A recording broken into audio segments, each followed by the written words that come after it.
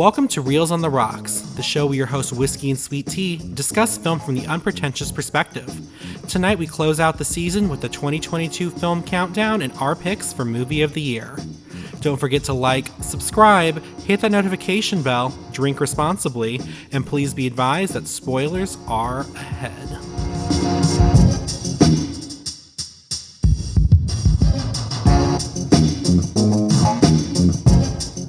Welcome back, everybody, to an especially special episode of the Whiskey and Sweet Tea Show. This is our season finale where we die drinking. But as you'll see from the title, this one should be a bit more interactive. Hopefully, you guys join in the fun. We are going to be doing something we haven't done before. Way back when we started this show, our first two episodes were brand new movies. We quickly found out with the way that we do the show, it takes way too long for us to get the episodes out. Like by the time we reviewed the movies and posted it and everything, it was like weeks after they came out. So we kind of went away from reviewing new movies. But I always thought that would be, I feel like more people care about new movies, unless you're just a movie fan. Yeah. So I was thinking, like, how could we do this? So instead of doing a Christmas movie this year, I thought, let's log all of the movies that we've seen for 2022 and review them all, like, lightning fast. Well, not lightning. We'll talk a little bit about them, but it's not going to be as in-depth as usual, people. Exactly. And a couple of extra rules. So for the first time ever, we will not be spoiling any of the movies we're talking about. We will keep it as vague as possible. Basically just our thoughts on, whether we liked them or not, why, without going into details about the story or anything. So if any of you, decide you want to watch anything we talk about, you won't have anything spoiled for you. Right, yeah. We will also be picking our own movie of the year. And that's based on whatever. It could be the score, or if you just think it like stuck to you. Like, we're allowed to break our own rules. Like if T decides like a movie that he gave a 2 is still like his favorite movie of the year or whatever, he could still make it his favorite movie of the year. And lastly, and this is where the interactive part comes, and this is also the part that comes where we might end up drinking ourselves into a stupor. This is a drinking game! Yay! Drinking games! So, obviously we'll put a warning at the beginning of this episode. And if you're underage, don't do that. I don't know, drink apple juice or whatever it is you want to drink. But the rules are very simple. Basically, if you, or if me or T, has seen a movie that we are talking about, you take a drink. Yeah. So if I say I'm reviewing Paddington 3 and T has seen Paddington 3, you take a drink. You take a drink. Paddington 3 hasn't come out. So with that all done, this might be a long episode, so let's get right into it. And I'm going to start off. I'm kind of cheating for my first 2 movies. Okay. But we'll start with my first one, which is technically a film from 2021, but I saw it in 2022, and it came out in December, and that goes for the next movie as well. So I saw Don't Look Up. Boo! I didn't see it. Have you seen it? I saw scenes. I saw scenes from it on YouTube, and I'm already just like, boo. Oh, okay, cool. So that's. Oh wait! Cool. Wait. First off, what is your what will you be doing shots of this episode? Oh yes! Oh my gosh! All the rules I completely forgot. Yes. So For the holidays, October's all about pumpkin spice, and December is usually peppermint. So even though I haven't had it in over a decade, I remember not completely hating peppermint schnapps. So thinking of something that's not super high proof that I might be able to withstand this whole episode, I'm like, let's do peppermint schnapps, because I remember it's minty and refreshing, goes with the whole December, peppermint flavored everything. Right. And the brand I'm drinking is called De Kuiper. I don't know if I'm pronouncing that correct, but reading the label, I found out it's brewed in Kentucky, so that's kind of nifty. Yay! What about you, T? Okay, so as maybe some of the listeners know, I don't know, I love the city of Savannah. So when I was there last, this store there I think it's called the Savannah Bee Company, they had a mead tasting.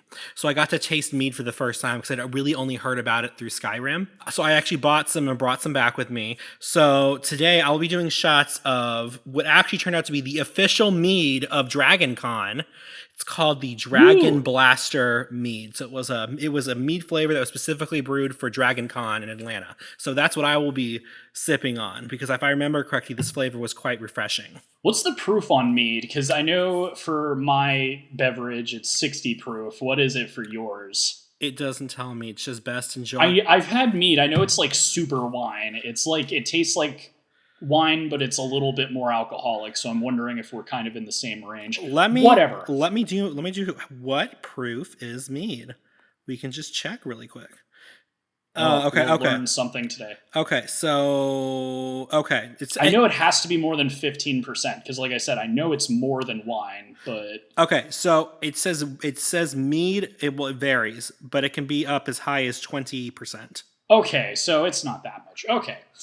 Well, we know the which one of us will be hurting more after this. But yes, but just so we also know, it says that this mead is best enjoyed in a chilled galactic gargle glass, if you can find one, which you probably can't. Sigh. So I guess that's a callback to the convention. But anyway, that's kind of funny. My bottle has a recipe for peppermint hot chocolate with this. That sounds amazing. That's what I get. I don't need any special glass. But anyway, so back into the first movie. So you didn't see it. What did you think of that? Like, obviously you're not going to review it because you haven't seen it, but I'm curious, what did you think of the clips that you've seen? So first off, I was like, okay, I guess this is okay. I'm not trying to be mean, but this is like, what was my little reaction? Oh, I guess Leonardo DiCaprio finally took a role that's beneath him or something like that. That was literally my first thought when saying this. Because he always does these prestige projects. And I saw this and I was like, did he buy a house? Is he putting in a pool? Did he need money?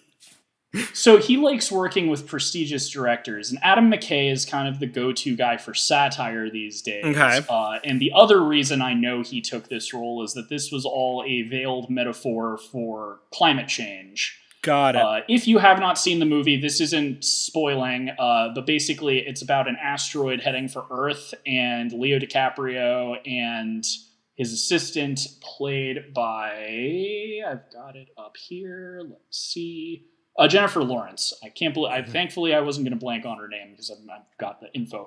But like, so they see the asteroid, and the whole movie is about them trying to tell people, "Hey, an asteroid's coming." And it's funny. Like, here's the thing. Like, I like Adam McKay. I've liked him ever since he was doing Step Brothers, and now he's like prestigious because he did The Big Short and he did the movie Dick about Dick Cheney and stuff. And he's still got that sense of humor, but now I mean, he's like with taking that on serious topics. With the title of that movie, how does he really feel about Dick Cheney? So here's the thing that was funny is I didn't realize it could be about a lot of things. Frankly, I think that it's a year later, still a very good satire of politics nowadays, because the joke of the movie is that nothing is getting done. Everyone's just arguing. It doesn't really play favorites, at least in my opinion, about political sides. They're both kind of shown to be equally stupid for different reasons. Like on the right, they're just kind of ignoring the problem. And on the left, they're like focusing on how hot the scientist is, which I was with you. I was confused as to why Leo was in it because I didn't know the climate change thing. But when I saw the film, I was like, oh, this is genius, because obviously, like, they make him look kind of frumpy in the role, but like the fact that everyone's like, Drew, oh my God, this scientist is so attractive. I was like, okay, this is genius casting. Wait, but all in all, I think... Does his character, though, take a private jet? No, but he does... Well, I can't say. I'm not allowed to spoil. He's not a great person, we'll say that much. But that's the thing. Like, I do think that the satire was very smart. The character I thought was... There's one that is definitely based on a real politician, but the one who's kind of like a mix of like Elon Musk, Mark Zuckerberg, Jeff Bezos. There's like this tech guy, and he is hilarious. Like, it is so spot on, the kind of personality he takes. I do think, and this is also kind of great about us doing this like for the year, because I've had a year to think about this movie. I think the satire is still very well written, and I think all the characters are well realized. I don't think for entertainment value, like when this came out, everybody was talking about it.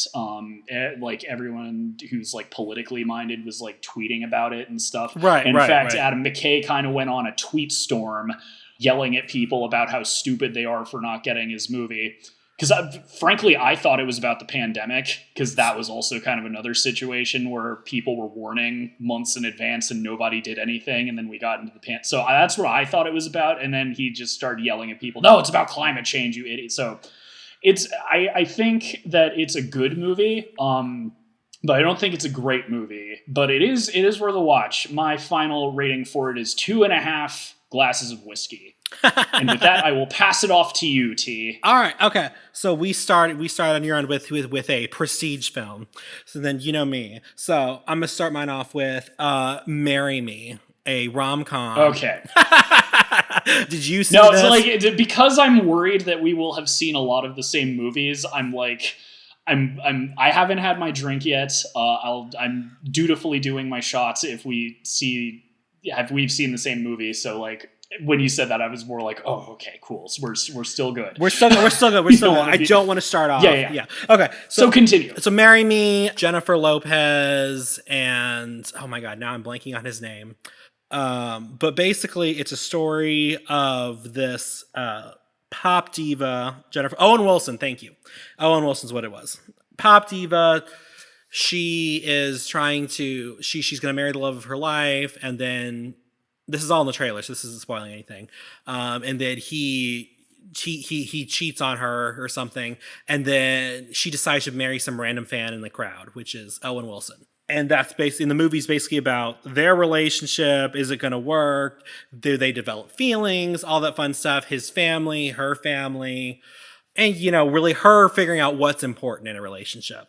It's a very cliche movie, but very fun movie. I really enjoyed it. It had great original music. Jennifer Lopez did several new songs for it. They were very good. I bought the soundtrack after seeing it because the music's very catchy. It's very good. But overall, a very solid, I think, but maybe a little forgettable rom-com. So I gave that 3 out of 4 pitchers of sweet tea. So nice. So that's you. So now back to you, sir. Alrighty, so this one I have a feeling we probably will drink. This is my second film from 2021, and then it'll all be new movies going forward. But I have a feeling you've seen this one, Encanto.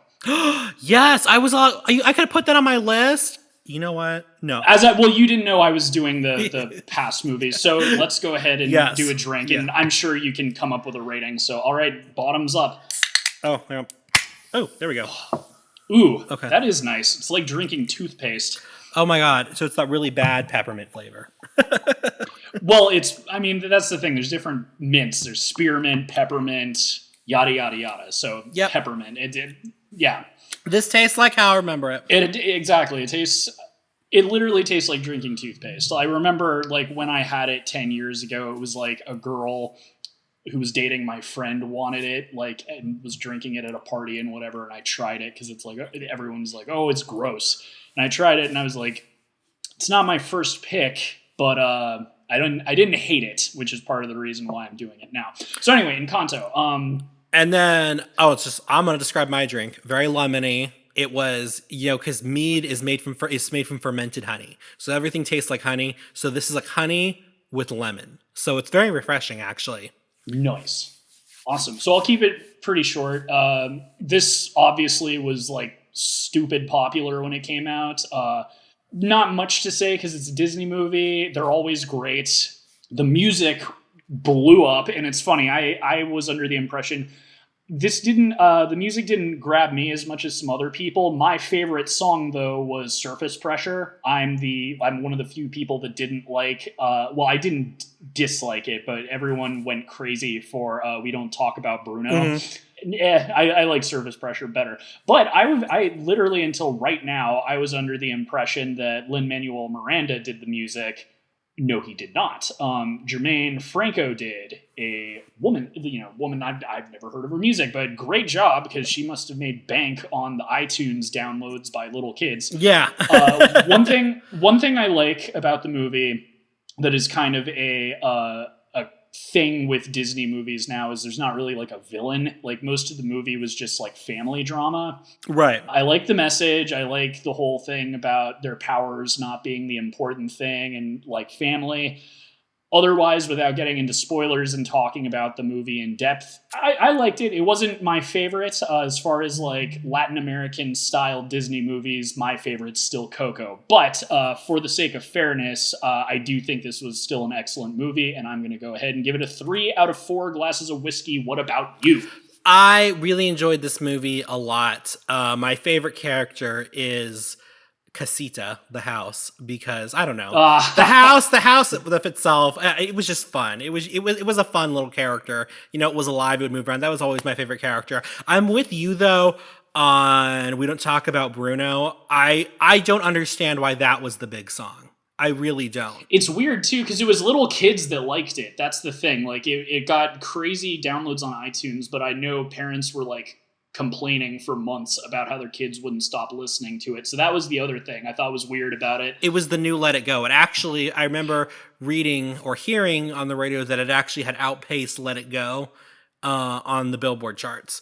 It's wild. I mean, it's a fine... None of the songs are bad. And part of the reason I thought it was Lin-Manuel Miranda is because every time he does music, this includes, Hamilton or whatever. Every time he does music, I love half of the songs and I just don't care about the other half. So that's part of the reason why I assumed it was him, because I felt the same way. There were like songs in the movie that I thought were amazing, and then they're, like We Don't Talk About Bruno. I was like, it's not bad. I'm not going to listen to it again and again and again. But Surface Pressure's jam, though. I'll listen to that anytime. And I think that's also because that was my favorite character. Well, I just remember that I love Surface Pressure. Because if I remember correctly, that's the one with the strong sister, right? That was her song, right? And, yes, and I think it's Luisa is her name. It's been a year, I think her name is Luisa. And then she was my favorite. I liked Isabel's song when she determines when she figures out she doesn't have to be perfect. Yeah. No, that was again great songs. But anyway, just for the sake of moving on, so we're not. Best 3-hour episode. Best song though was the one they put up for the Oscar. I can't pronounce Orguita. It's basically two caterpillars. That one they put up for the Oscar. That was really okay, cool. Cool. But okay, moving on. Okay, so my turn. Well, wait, no. Well, I know you didn't put it on your list, but just off the top of your head, what would you give it? I would go and give it a 3 out of 4 pitchers of sweet tea. To me, this is just one of my like pet peeve things. I'm not like calling you out or anything.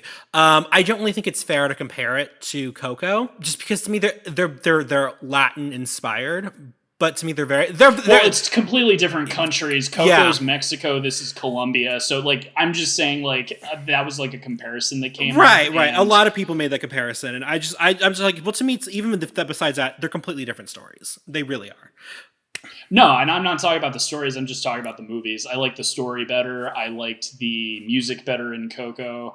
Again, I agree. Not comparable. Yeah. It's just when there's only two. When there's only two to draw from. Disney exactly. Movies. Like what else can you do? Exactly. All right. So your turn again. I think this might be a drinking one, so I'm going to prep. Okay. Turning Red. Oh my God! Guess what? That was the next on my list. Yay! Drink time. Pouring it up. Okay. Ugh. Good thing I got water as well to keep myself from... See, I'm smart. I brought Gatorade with me. Keep those electrolytes up. Okay, so Turning Red. I loved this story. I loved how it was, basically the main story was about perfection and the messiness of ourselves and the acceptance. I really didn't get what everybody... I know that when this came out, that a lot of people were freaking out. They mentioned, periods and menstruation. I'm like, it wasn't even that. It was like a short scene and like it was gone. It was like over in like a second. I'm like, seriously? I would not. I don't know. That was like totally overblown. How everybody was like panicking. It wasn't just that. It was, and I agree with you. Let me say that first, that it's stupid. It wasn't just that. And I would say the movie in total is about puberty. Yeah, I can see that. Just in general. And I kind of like it. And here's the thing: it didn't speak to me. I loved the Japanese, or it was, they went with like an anime kind of aesthetic for some of the like action and with some of the expressions of the characters and stuff. It feels very anime sometimes. Yeah. But for a multitude of reasons, I liked how original it was. I liked because there are no movies about like girls going through puberty. It's like a constant thing with dudes. Yeah. But there's not really like, and the fact that Disney went there, she's like talking about how she wants to gyrate on like boy bands. And I'm like, I get why people got offended. They're stupid for getting offended, but I think a lot of like soccer moms got upset because they were talking about sex kind of in a more open way than they would normally in a Disney movie. But I loved that. I loved the setting and the fact that it's sort of a period piece. Like it takes place in like 2005 or 7 or something like that. So they all have flip phones. And I like that it took place in Toronto because that's like not a setting you typically... Right. Lots of stuff are shot in Toronto, but it's not like a setting you typically see. So I really liked the originality and I really liked it a lot more than I was expecting to going into it. And I think that it's kind of an important movie in the sense that, as I just said, there's no movies that talk about like growing up as like a girl. Like it's always... Yeah.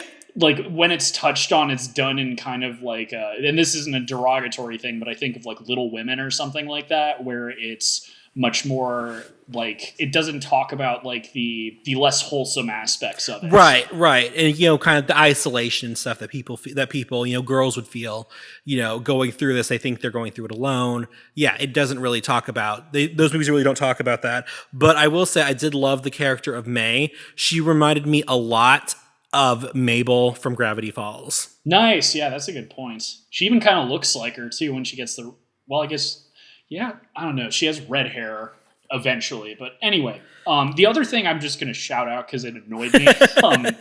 Like there was, and it's going to come up in one of my later movies, but one thing, and people have talked about this outside of our show, but one thing is like Disney's performative activism.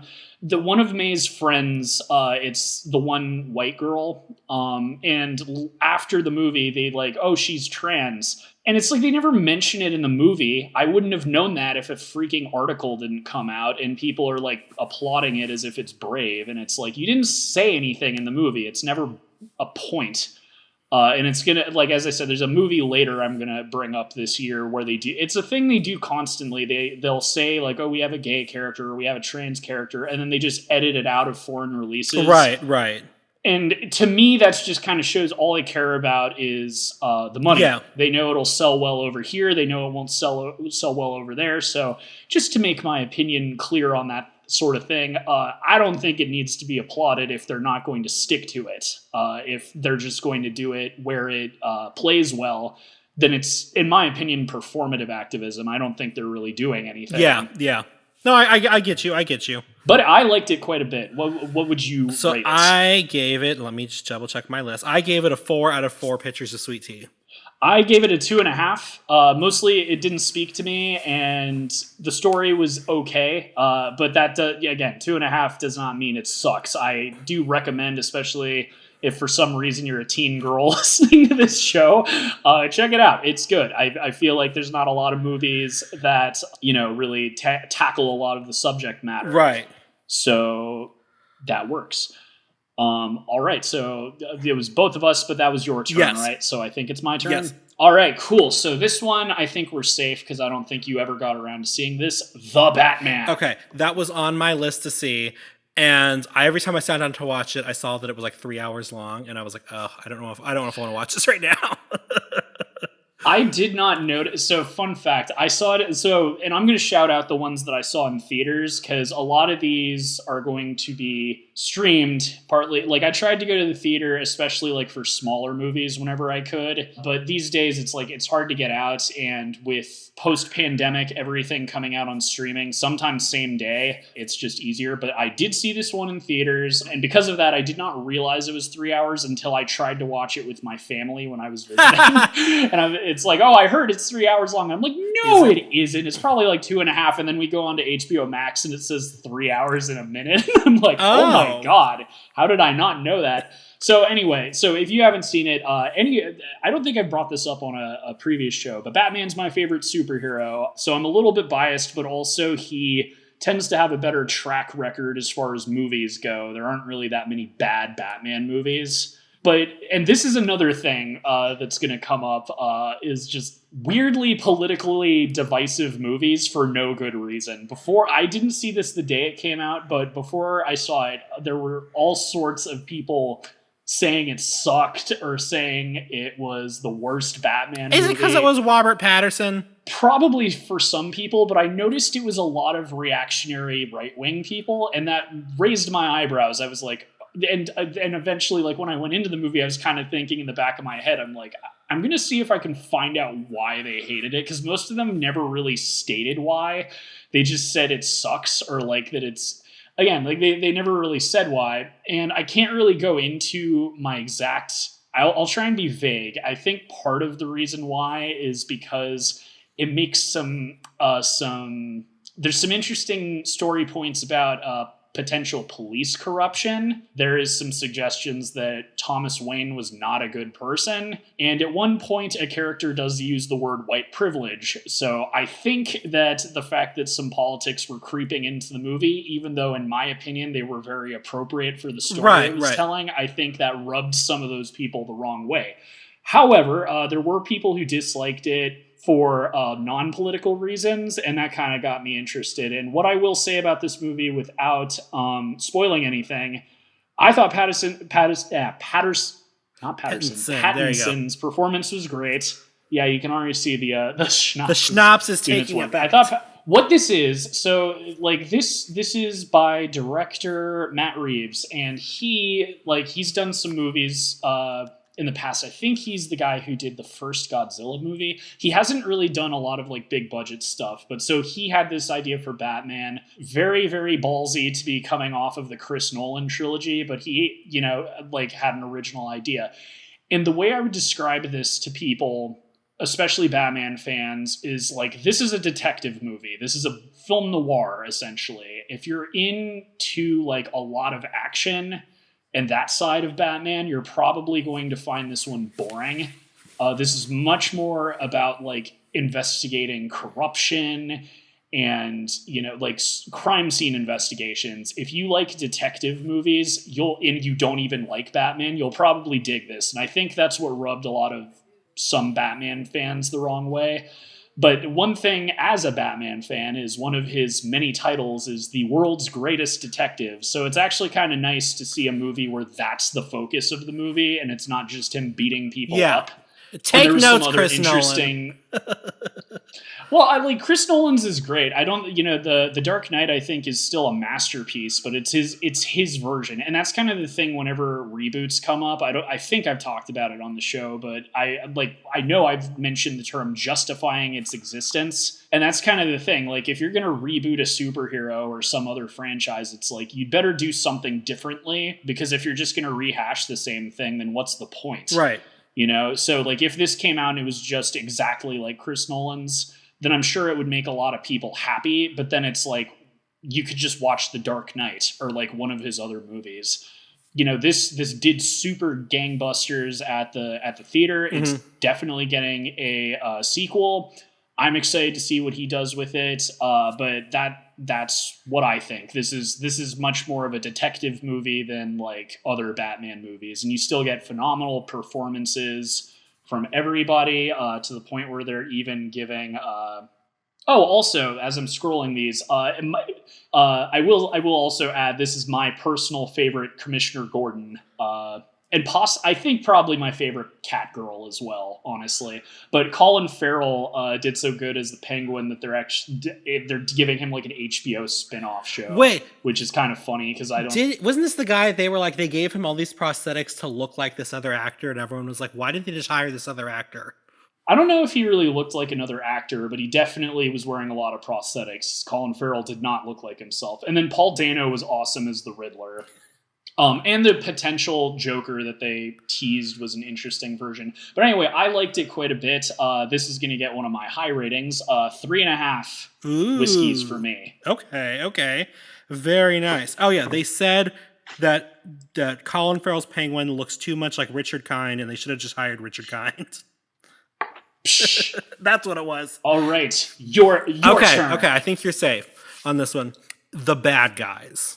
Did you watch The Bad Guys? No, I saw the trailer and frankly, I thought it looks kind of awful. So I'm curious, was it as bad as the trailer? It wasn't awful. So I saw it because they're guinea pig characters in it. But I watched it. I enjoyed it. There wasn't really anything to write home about it about, but it wasn't terrible. Actually, it's adapted from a series of children's books called The Bad Guys. It was kind of I would say it's kind of like a kid's Ocean 11. I'm always a big fan of rooting for other animation studios, and for a long time, I would really root for DreamWorks, especially like in the late 2000s. Yeah, like around the time like How to Train Your Dragon was coming out. I wanted that to win Best Animated so bad. But they're so inconsistent nowadays. I feel like it's gotten worse since Universal bought them, because I think that they saw how well Illumination is doing, and they're just like, substance in our movies? No! We just want cute animals doing goofy things. So I don't know. Like, again, I haven't seen the movie, but when I saw the trailer, I was just like, what even is this? Like, and it sounds like kind of like what you described, like a heist movie, but for kids. Yeah, like I said, it wasn't awful. For me, like the story wasn't. I really wanted to like it because there were guinea pigs in it. I feel that, but I was just like, it was okay. It was serviceable. It wasn't bad. I mean, we may be in the minority on this because it did have an 88% on Rotten Tomatoes. Really? That's interesting. I don't know. So I'm like, maybe I just missed something, or I didn't vibe with it. So I'm giving it a 2 because to me, what I don't think anyone went to see it, so I I don't know about that. But yeah. So I gave it a 2. So moving on.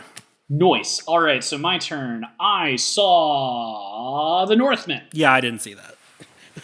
I had a feeling. I feel like we're gonna notice a pattern in both of our lists.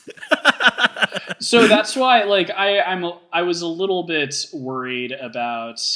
I was a little bit worried about us, like, maybe having, and I do think later on there. I know for sure that there is going to be a bit of crossover with us, but I'm curious. Well, and also it's nice that we like different things. Part of with going into this episode, for anyone who's wondering, who's listening, is we had full freedom to watch whatever movies we wanted. And that way we would kind of, cover more movies, because you'd be seeing different things than I'm seeing.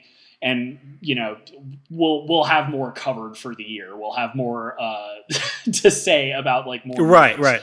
But so I'm a bit of a Robert Eggers fanboy. I know for a fact I've brought up The Lighthouse multiple times on the show. So this was his new movie. This was the first one that he did not completely helm. Oh, okay. Unlike his other movies, this is much more of like a simple story. It reminded me a lot of like Gladiator, and then it also kind of reminded me of Conan the Barbarian. Mm-hmm. It's a revenge story about a boy he's like the son of some Viking king, and his father's murdered by his uncle. His uncle, forcibly takes his mother as his wife, and he is supposed to be murdered, but he ends up escaping, and he grows up and becomes a Viking berserker, and goes on this revenge mission to kill his uncle. Is this a retelling of Hamlet? I mean, so many stories are a retelling of Hamlet. The Lion King is a retelling of Hamlet. Well, that's true. That's true. But does anybody hide behind curtains in this movie? Oh, okay. No, that I remember. So I was into this because of his past 2 movies, The Witch and The Lighthouse, and I think it's very good. I think for people who don't like his other movies, it's probably the best one to see because it's much more like action-packed, and the weird stuff is much more in the background. There's some cool shamanistic stuff. There's a bit where he's fighting some paranormal creatures. It feels much like kind of like a Beowulf story. Like it's got some monsters in it. It's got some drama, and it's really dark. One thing, and I don't know if we've really hit any movies to say this, but another thing we can throw in while we're talking about these movies is Oscar potential picks, and I think Nicole Kidman was the standout performance in this movie. She plays the main character's mother. And she's amazing, especially because of the kind of the twist that happens near the end of the movie that I'm not going to spoil. She gives one of the best performances I've seen from her in a long time. And in my I'm predicting, I don't know if it will be for the lead or for the supporting, because I think Anya Taylor-Joy is also in this, and I think if it gets any nominations, lead might go to her.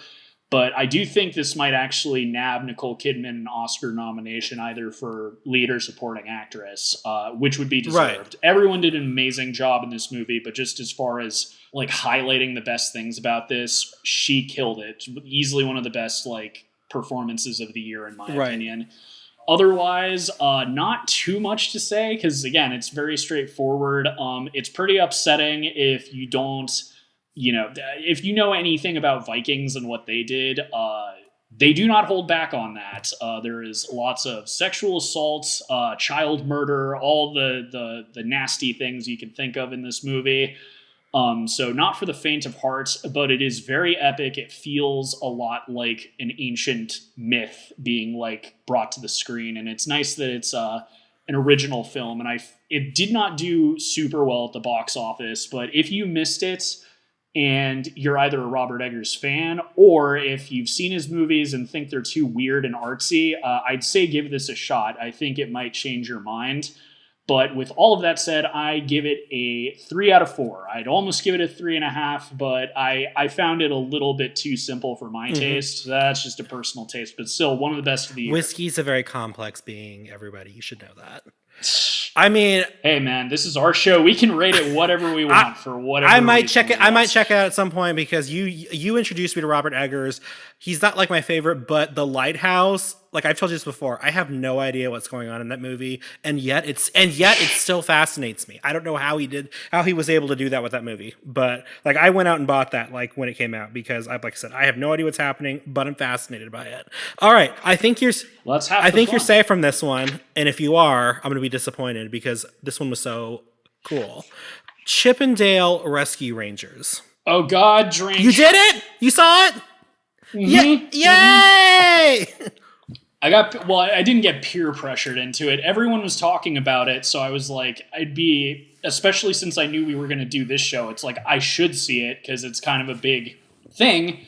Also, is getting compared to Roger Rabbit a lot, so I'm like, is it actually that good? All right, so go ahead. Okay, so this is a movie I really enjoyed watching. I had lots of fun watching it. I loved the callbacks to cartoons, and I really, really liked they were able to do cross studios. Kind of like Roger Rabbit did in that famous scene with Mickey Mouse and Bugs Bunny appearing at the same time in the same scene. There's lots of cross studio usage. And one of the things I really liked about it is it's like a nice like send up of the aging Hollywood celebrity. What is it called? Story. Like if I were to describe this to somebody, I'm like, okay, so it's kind of like Once Upon a Time in Hollywood meets Roger Rabbit. Because it was really good. Without spoiling anything, one of my favorite running gags in it was Ugly Sonic showing up all the time. That was pretty funny, and I thought you'd appreciate when South Park shows up in a kid's movie. Man, it's been months since I've seen it. I don't remember the South Park, but yeah, it was good. I was genuinely surprised. That being said, I think comparing this to Who Framed Roger Rabbit is a bit of a long shot. I think the comedy writing was ace, and I don't know if you know this. Did you you are aware that this was made essentially by the Lonely Island guys from Saturday Night Live? I did not know that, but now I can totally see that. So it was directed by Akiva from Lonely Island, and they've gone back since before SNL. They did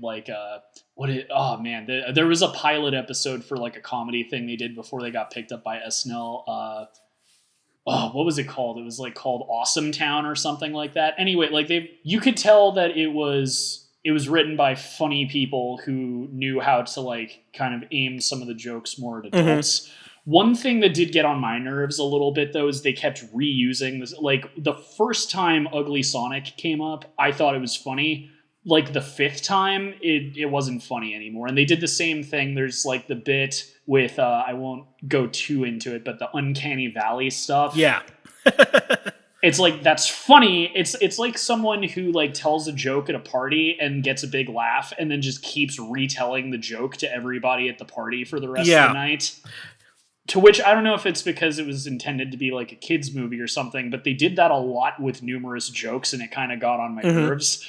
That being said, it was still really good, and I also think it was really good if you grew up with the Rescue Rangers show. Which did you? I remember watching it as a kid. I don't think I was a hardcore watcher of it, but I did. Yeah, I did watch. I didn't know them. I knew the characters. So there was. I knew enough to where I was able to really enjoy what was going on there. So like I said, I really enjoyed this. I'm glad you, for the most part, enjoyed it.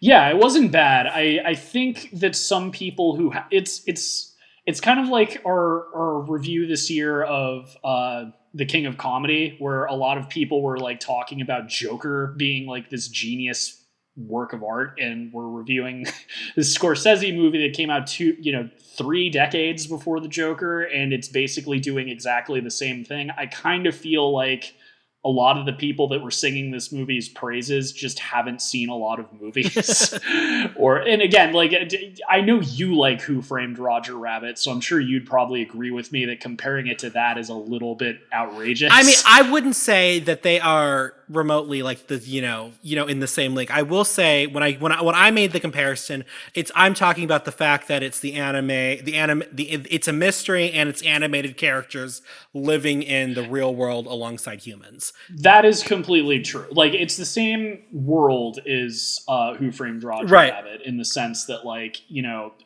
cartoons are real people and they are essentially like they're Hollywood actors, and they, that is the same. I love finding out. No, I'm not going to say that because that'll spoil something. But there's a lot, like I said, to me it was a nice kind of fresh take of the aging celebrity story that we've seen a lot. That's kind of why I made the comparison to Once Upon a Time in Hollywood. For sure. As I said, like if I'm just reading it on comedy, it gets an A+ minus the repeated jokes. It's just and there's a twist. I think I know what you were going to say. There's a twist about halfway through that I thought was really funny. It's good. I do think it deserved a lot of the hype it got. I just think that some people that were comparing it to like these genuinely genius films, I think maybe they should see the films that they're comparing them to first. But it was good. I dug it. My rating is a 2 out of 4. But like, again, doesn't mean it's awful. It means it's good. I gave it a 3. To me, the story was a little simple, which is to be expected. It's a kid's story, but I gave it a 3 because I just felt the amount of effort that goes into crossing all these properties over, and to me, they did a good job of bringing everything in without it becoming just too reference joke, sort of thing. Yeah, I also think it was smart of them to make this a Disney Plus movie, because again, with me giving it like a 2 out of 4, again, it was good, but like if this had been released in theaters, maybe, I don't even know if it would have done well. It felt like a really good TV movie, so in that sense, like, I think it was a smart move, and I think it was also a smart move putting it on Disney Plus because everyone could essentially watch it, and I think that helped generate a lot of buzz for it. Yeah. Okay, moving on. Back to you. All right. This one, I think I'm safe. I hope you saw this one, but we're probably safe. Everything, Everywhere, All at Once. Yeah, no, I didn't see that. Okay, so this one was probably, at least from memory, I don't think any movie this year got as much viral attention as this movie. Like, it came out of nowhere. It was directed by the Daniels, who some of you guys might know from the Turn Down for What music video.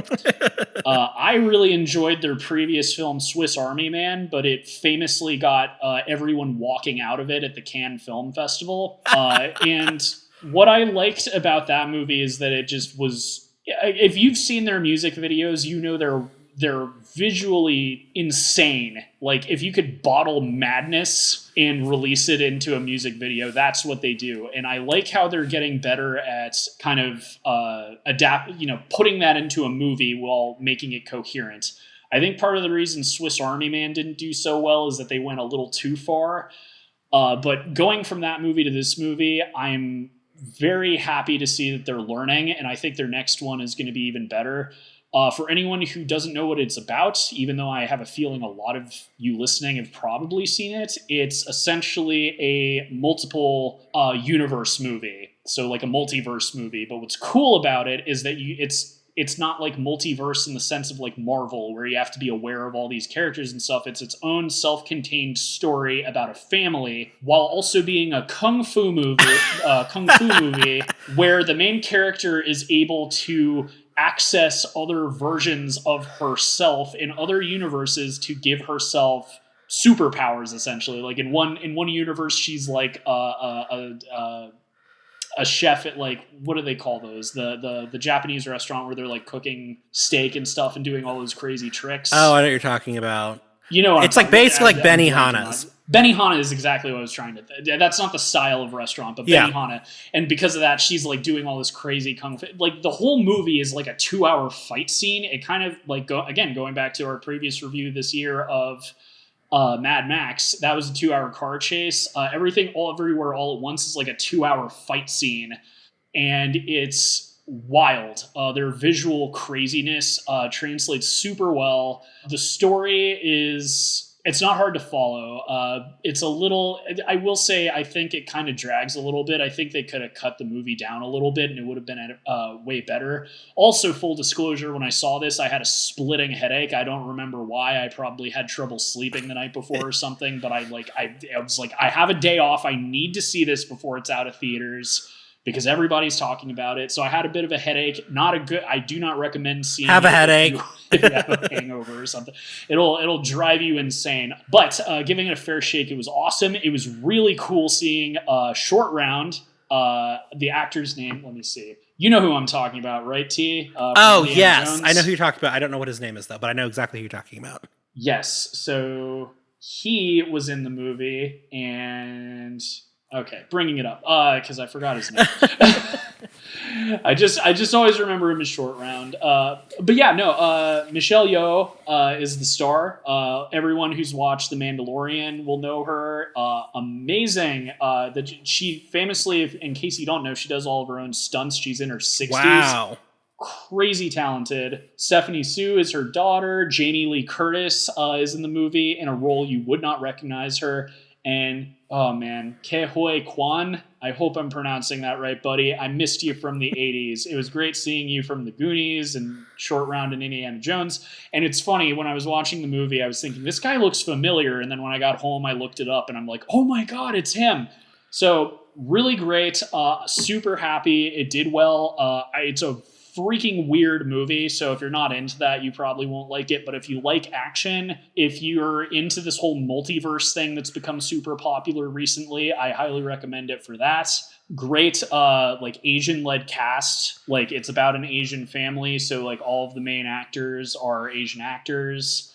You know, if you like the Daniels style of directing, highly recommend it. And this is another one that I'm going to predict. I think, especially because of all of the attention it got this year, I think it's going to be at least nominated for Best Original Screenplay. Okay. I mean, from what I've read about it, yeah, I think that's the direction it's headed in. It kind of reminded me of like Back to the Future, but for multiverse. Okay, so let's see. Okay, so it's my turn now. Okay, so the Bob's Burgers movie. Drink. Oh God, Drink. This was one I thought I was gonna skip, but it ended up being on Hulu, and I was like, oh, I gotta see it. So, I was really excited about this movie. Oh wait, I forgot to. I gave Everything Everywhere All at Once a 3. Sorry, I think I forgot to say that. Okay, go ahead. So I was really, really excited about this movie, and I was so let down. I really was. There's a big, discussion that's been happening about a major character in the entire series that's addressed this movie, and I was let down by their explanation. I know Bob's Burgers. I like Bob's Burgers. But I watch it all the time. But the musical numbers they put in it, they were too sporadic, and they kind of chopped up all the pacing. We lost momentum, especially towards the end, with these random musical numbers in it. I couldn't even understand what they were saying in some of the songs. To me... So, I don't know if you caught this, but one of my negative points with this one that I was going to bring up is it kind of felt like... So, the opening musical number, it kind of felt like every song after that was just a variation on that song. Yeah. I mean, I think that was done on... Which disappointed me. I think that was done on purpose, but to me, it didn't really work. No, I agree. Part of the reason it disappointed me is I don't know who does the music for Bob's Burgers, but like that's something in the show that I think is done really well. So it kind of felt like they almost half-assed it a little bit. Especially like I didn't know if it was going to be a musical throughout or if they just did it for that. But it's kind of one of those things like if you are going to do a musical, you'd better. I mean, that would do it. Yeah, that was my complaint with La La Land. Everybody was billing it as a musical, and it really isn't. There's like songs at the beginning and a song at the end, and there's like nothing for 2 hours in the middle. I'm like, that's not a musical. But I was super let down by it. To me, kind of just felt like a 2-parter episode that they decided to stretch over the length of a movie, and they tried too much to make it feel like an episode. Like, for example, they were doing like A and B plot lines, and that doesn't translate as well in a movie. I really, really hated this. So, because the big thing is, since the movie has a bigger budget, so they put shadows on everybody and literally everything. And it was the most irritating thing ever. I hated these shadows on everybody's faces because it was always like a straight line down their face. And they were always like majorly in shadow or not. And I'm like, this movie was a big disappointment for me, but I really hated the shadows. I really hated that. That's interesting. I enjoyed it. I think this is one of those times where because I'm a casual fan and you're a big fan, I'm probably going to give it, well, I know what I gave it. I'm probably going to be more forgiving, I guess. This is like an issue I see with, and this is something I was kind of thinking going into it. Whenever you make a movie based off of a popular all I could think of watching this was like the Simpsons movie, because that kind of, I wouldn't say I was disappointed. When I saw that, I thought it was awesome, but it was also like 15 years after the Simpsons premiered. Thankfully, they didn't wait that long with Bob's Burgers, but it's been like, I mean, it's kind of like it premiered in 2010, so it's been 12 years. So, like, that's the thing. Like, when you wait a significant amount of time with these animated shows, it gets to a point where nothing you do is going to satisfy the fans. Because if you take a step back with the Simpsons movie, it's like a solid movie. Yeah. You know what I mean? And the stakes are higher than any episode in The Simpsons. But going into it being like, oh, they finally did it. There's finally a Simpsons movie. It's like, it comes off as underwhelming. And I started off as like a huge Bob's Burgers fan when it premiered. And once the show got like its popularity, I kind of backed off because I was just sort of defending it as like, I hope people enjoy this. But you're much more of a like consistently big fan of the show. So I feel like you're kind of going through what I went through with like the Simpsons movie back in 2008 or whatever. Because I thought this was fine. I agree with you. I feel like it's just kind of like a jumbo episode. I saw this on Hulu too, so if I went and saw this in the theater, I think I probably would have been a little bit. And that's the other thing too. I don't know if you got this. I didn't know the movie was coming out until like a month before. I was at the theater for something else. I might have even been the movie I just talked about, but I saw the trailer and it's like coming out next month. And I was like, it is? Really? Like, yeah. Like I was like, I didn't even know a Bob's Burgers movie was in the works and like it's coming out. So I don't know. Like it was kind of a surprise. I feel like it's your reaction to it is interesting to me because I thought you were going to be singing its praises. I thought I was going to be the Debbie. I don't know what I was expecting, but to me, even without the the letdown of some reveals and stuff, in my opinion, I just feel like it was poorly structured. I feel like it was poorly structured. I felt like I kind of was almost like to me was kind of almost like a why even bother making a movie. So I feel that there was nothing about this that was like, oh yeah, this needed the movie treatment, right? I like the thing that I think it got right. Kind of, I wouldn't say it goes as hard as The Simpsons with the story because that at that point. Spoiler for the Simpsons movie if you haven't seen it, but at some point in that movie, they're going to like nuke Springfield. It never gets that intense with the Bob's Burgers movie, but I do think that they did a decent job like upping the stakes to make it feel like a movie plot. Again, it's that difficult thing, especially like when you wait such a long time for an animated show. It's like, as I said, at a point, nothing you do is going to satisfy people because you've essentially, like they say that too, like after like 10 seasons of a TV show, you've essentially done every plot imaginable that you can do with that show. So it's like, what can you even do to please people? But I thought it was good. I assumed that most fans of the movie or fans of the show would probably like the movie. So this is why it's great that we co-host this show, because you're a bigger fan. So maybe fans of the Bob's Burgers show will agree with you. I'm just more. like, I'll just go ahead and say I gave it a 3. So that's me. I enjoyed it. Again, I went in with like medium expectations, like, oh, it's probably going to be okay, and I enjoyed what I saw. But again, I also saw it on Hulu. I didn't pay like $10 or whatever to see it in the theater, so maybe that has something to do with it. I gave it a 2, bordering on 1.5. Oh my goodness! Well, goodness! Like, so they were trying too hard to structure this like an episode of the show. Like having A and B plots for a portion was weird to me. It's like, why would you do this? I don't know. To me, that was just weird. I feel you. I don't even disagree with you. I didn't bother me as much. But I know what you mean. You can't structure shows and movies the same way. They're different for a reason. No, for sure. And also, as I said, it's like, that's the problem with those types, especially animated shows, because it's like, well, how do you make it feel like a movie? Like, that's the other thing with animation, is it's like you want it to look better than the show. And you kind of brought it up with the whole shadowing thing. It's like, with The Simpsons, I think it did pretty well. And what sort of ended up happening after the movie came out is the animation on the TV show was just as good as the movie going forward. But yeah, I know what you mean, because like I even though it didn't bother me, it was kind of one of those things where I'm like, does this really look like a movie compared to the show? Right.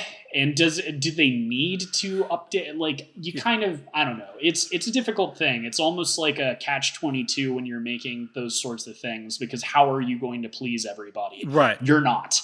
So. All right. Well, on to your next pick. Well, I made sure to write this down. We are going to definitely be drinking for this one, because we already spoke about this one in private when it came out. We are making one exception. We were not going to talk about TV shows, because this would just go on forever. And especially, like, I've seen quite a few TV shows this year. But we talked all the way back in like July or something about making an exception for this particular TV show. So raise your grog, T, and drink with me to Our Flag Means Death. Okay, yes. That was good. Oh boy. So I'll go ahead and say I didn't know going into this show, and I kind of discovered it at the same time you did, that this is based on a true story, which is hilarious. This is Taika Waititi's HBO show. Anyone who's a fan of him would know him from Jojo Rabbit, oh my god, What We Do in the Shadows, Thor, Ragnarok, and Love and Thunder, The Hunt for the Wilder People. He's done tons of movies, but this is a show he did specifically for HBO. And I had actually heard of, and I even told you, like, anyone who exists on the internet has probably heard of the Internet Historian, and he has this like spin-off show called Sundance Rejects. And I watched, he did like a whole thing about Steed the Pirate, and part of what made that YouTube video so funny was it was like, I can't believe this is a real person. Like, this is a real historical figure. Everything about this just sounds goofy. Why hasn't this been made into a movie? And it wasn't made into a movie. It was made into this TV show. And it's delightful. I think it's so good. I'm excited to see numerous seasons going forward. I'll let you gush about it though, T, because I know you really went into this unsure of what to expect. As an LGBT person, I always have kind of a love-hate relationship with LGBT media. Well, that's not to cut you off, but I'm not going to consider that a spoiler. I thought that was interesting because I did not see that coming. and I'm sure you didn't either. Like, I don't know. Well, did you? Like, that's the thing. That was a surprise to me. I did not expect, like, anyone who's seen the Internet Historian video or like looked it up, it's known that Steed was good friends with Blackbeard. But how good of a friends were they? But based on what evidence we have, it doesn't seem like it really went further than that. Although, who knows? But that was something I was not expecting going into the show. So, like, it sounds like, did you know that it was going to go that way? I feel because I think I watched it after I'd already gotten some like buzz about it on some some LGBT news sources I watched. I think I kind of knew it was heading that direction, but I was still watching like, oh my God, I can't wait for this direction. I'm so here for it. I loved all the characters. All the characters are great. They are amazing. I love the acting of everybody. And it's just kind of a really fun, chill show to watch. I don't know how else to describe it. I think it's funny. I don't know how else to describe it. Well, I think it's funny how they actually, because again, it's based on a true story, and there are things we know for a fact about Steed. And I thought it was really funny how they wrote it into the show, like about him abandoning his wife to become a pirate, and his wife taking on a lover, and like all these things that, like, if you've either known about Steed as like a history buff, or if you watch that video I'm talking about, like, there are funny moments in Steed's life that they put in the show, and it's just wild. Like, it's a solid comedy show, but the fact that it's technically based on a true story is what makes it better for me. Yeah. Like, because this is like, even though obviously taken with a grain of salt, there's a lot of anachronism comedy in the show and stuff. So obviously they didn't talk the way they are in the show and all this other stuff. But just the fact that this is a real historical figure, and a lot of what's going on in the show is documented as actually happening, is really funny. Obviously taken with some liberties.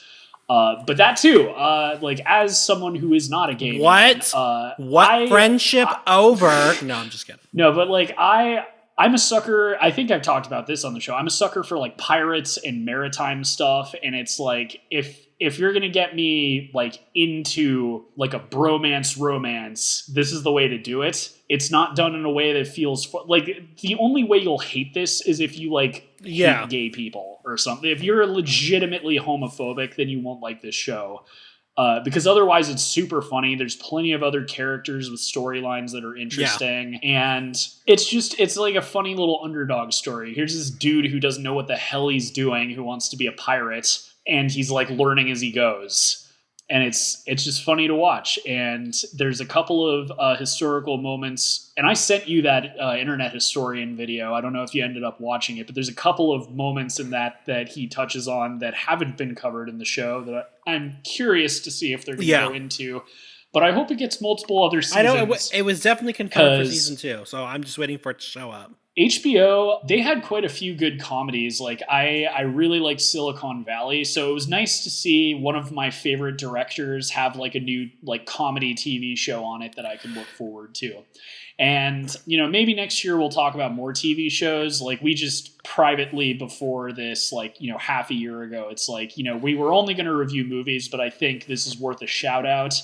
I'm going to give this a 4 out of 4. I'm going to give it a 4 out of 4 too, because I really, really enjoyed this show a lot. Yeah, I really like the TV show of What We Do in Shadows as well. But this is nice because it's fresh. Like, that's based on his movie, so it's nice to see him like have like a new idea that's coming out. And again, I'm a sucker for pirates. You heard it here first, ladies. You want to get whiskey into bed, you need to start acting like a wench. Oh, I think that means hitting you as well as the schnapps is hitting me. Alrighty. Okay, so that was mine. Your turn. Okay, this is going to be really short. So, the new Father of the Bride. Because, Father of the Bride, with Steve Martin, was actually a remake of a earlier movie, Father of the Bride. Steve Martin's one is a classic. This was a Latin telling of it, I guess, with Gloria Estefan and Andy Garcia. I just basically wrote down meh. I was like, there was nothing. There was nothing fantastic. I mean, they were fine in it. There wasn't like poorly acted or anything, but it was kind of just like, did we need another Father of the Bride? Because even the did it? So you're saying it didn't justify? To me, it didn't justify its existence. Because even it wasn't as funny as Steve Martin's Father of the Bride was. Because this one to me leans a little bit more into more family drama. It was still funny, but it was more serious than the other one was, and so I was kind of just like, nah. It was serviceable as a film. It was definitely a movie. Is basically what I'm gonna say with that, and I gave it a 2. So your turn. All right. I feel like you probably haven't seen this one. Jurassic World. Okay, I'm sorry. Dominion. After the third Jurassic Park or whatever the hell the last one, Jurassic World one that came out, where that dumb little girl releases dinosaurs out into the world, that kind of ruined the whole trilogy for me. I'm like, what an idiot. And I was talking to somebody, and he was like, that was such a sweet scene because she's genetically modified. And I was like, no, she's an idiot. It's like, oh my God, I have diseases too. Let me just release, sarin gas into the population or something. I don't know. But go on. So this is the follow-up. Yeah, no, my God. Doubling down on what you just said, this whole trilogy has been such a train wreck, starting off with such a strong, first film, albeit, aping a lot of the ideas from the original film. But, here's the most tragic thing. So I went to see this. I happened to be in my hometown, and my sister's a big Jurassic Park fan. So we went to the theater and saw this. And she had her hopes high. I did too, because out of all of the Jurassic World movies, because of that stupid little girl, this one had the potential to be genius because we finally had such a cool concept, right? Dinosaurs living amongst us. You could do so much with that. That would be such a crazy world to live in. And they marketed the hell out of it. They didn't do shit with it, and it was embarrassingly. Oh my God! We can't spoil it. I have a feeling a lot of you listening have probably seen it. Plenty of other movie critics have torn it a new one since it came out. What I did like, the film does kind of have an A plot and a B plot. I did like the plot that was going on with the original characters from Jurassic Park. There's a whole thing with giant locusts. Love that. I feel like I might be in the minority of that. I actually thought that story was super compelling because that was it didn't involve dinosaurs, but it was a global catastrophe. It involved corporations potentially using. I loved that. All of the stuff with Chris Pratt and his love interest and the dumb little girl, and that's the thing they marketed the movie on is oh, we need to save Blue's daughter. And it's who cares? Who cares? Ugh. I'll go on record and say Blue is one of the most compelling new characters they had, and that really speaks volumes on how boring the human characters have been. But I do not care about her raptor baby, and I do not care who kidnapped them or what. It felt like a Fast and Furious movie with dinosaurs. Woo! It was just action set pieces. There was no soul to this. It's a shame too, because you could do so much with that. I found out, I haven't seen it because I don't have a Peacock subscription, even though they're so desperate for people to have one that it's free. Apparently, if you watch it on Peacock, there's an extended version that actually has stuff that was shown in the trailer, like a T-Rex going through a drive-in movie theater, again, stuff with dinosaurs interacting with people. I love that. Okay, world. We're gonna have to hold the movie for 5 minutes. We have a rogue T-Rex. Just give us a couple minutes. That's what's cool. And same thing, every one of these movies, I guess not the first one, but the last one and this one also opens with the Mosasaur doing some crazy stuff, and it's they never literally you see crab fishermen get sunk because of, and again, this isn't a spoiler because it's in the first 5 minutes of the movie, but that's interesting. Again, and my sister and I were talking about this, and she was like, well, what, that should have been the movie. And I'm like, they're not going to do that because essentially Jurassic Park is an action adventure franchise. They're not going to make a serious movie. Do you know what they should have done? The implications of living with dinosaurs. And that's what's a shame is that is such a cool idea for a concept, but no version of it would have been that way because they need to sell this to like, you know, do you know what the fan or whatever. What would have been interesting? What would have been interesting? Because I know you watch Dairy Girls. I promise this is relevant. Yeah, but like they, you know, because you know they're living under the you know the fear and the violence of the IRA. And so there's like a whole plot line in one episode where they're just like, oh my God, we're going to be late to school because they're threatening to bomb the bridge. And somebody's like, oh God, I'm going to miss my hair appointment. You know, it's because they're just living with this every day now. That's what they should, you said they weren't going to, but that would have been way more interesting to see people be like, okay, I guess, I'm sorry, I can't come into work today. There is a velociraptor, you know, on the highway. Like, and that's the problem. Like I said, there's no version of that would have come out because they need to tie it to all the other dumb characters from the other movies. They need to tie it to the characters from the original movie. Like, a lot of this was fan service. And this, as I said, I was going to shout out every time I saw something in theaters. I think I might have missed it going back. It's like, I saw the Batman, I saw the Northman, Everything Everywhere All at Once, and this. And I think that's it as far as like the movies that I saw in theaters so far on my list. One thing that did warm me and my sister's cold, cynical hearts is that half the theater were little kids and they were cheering.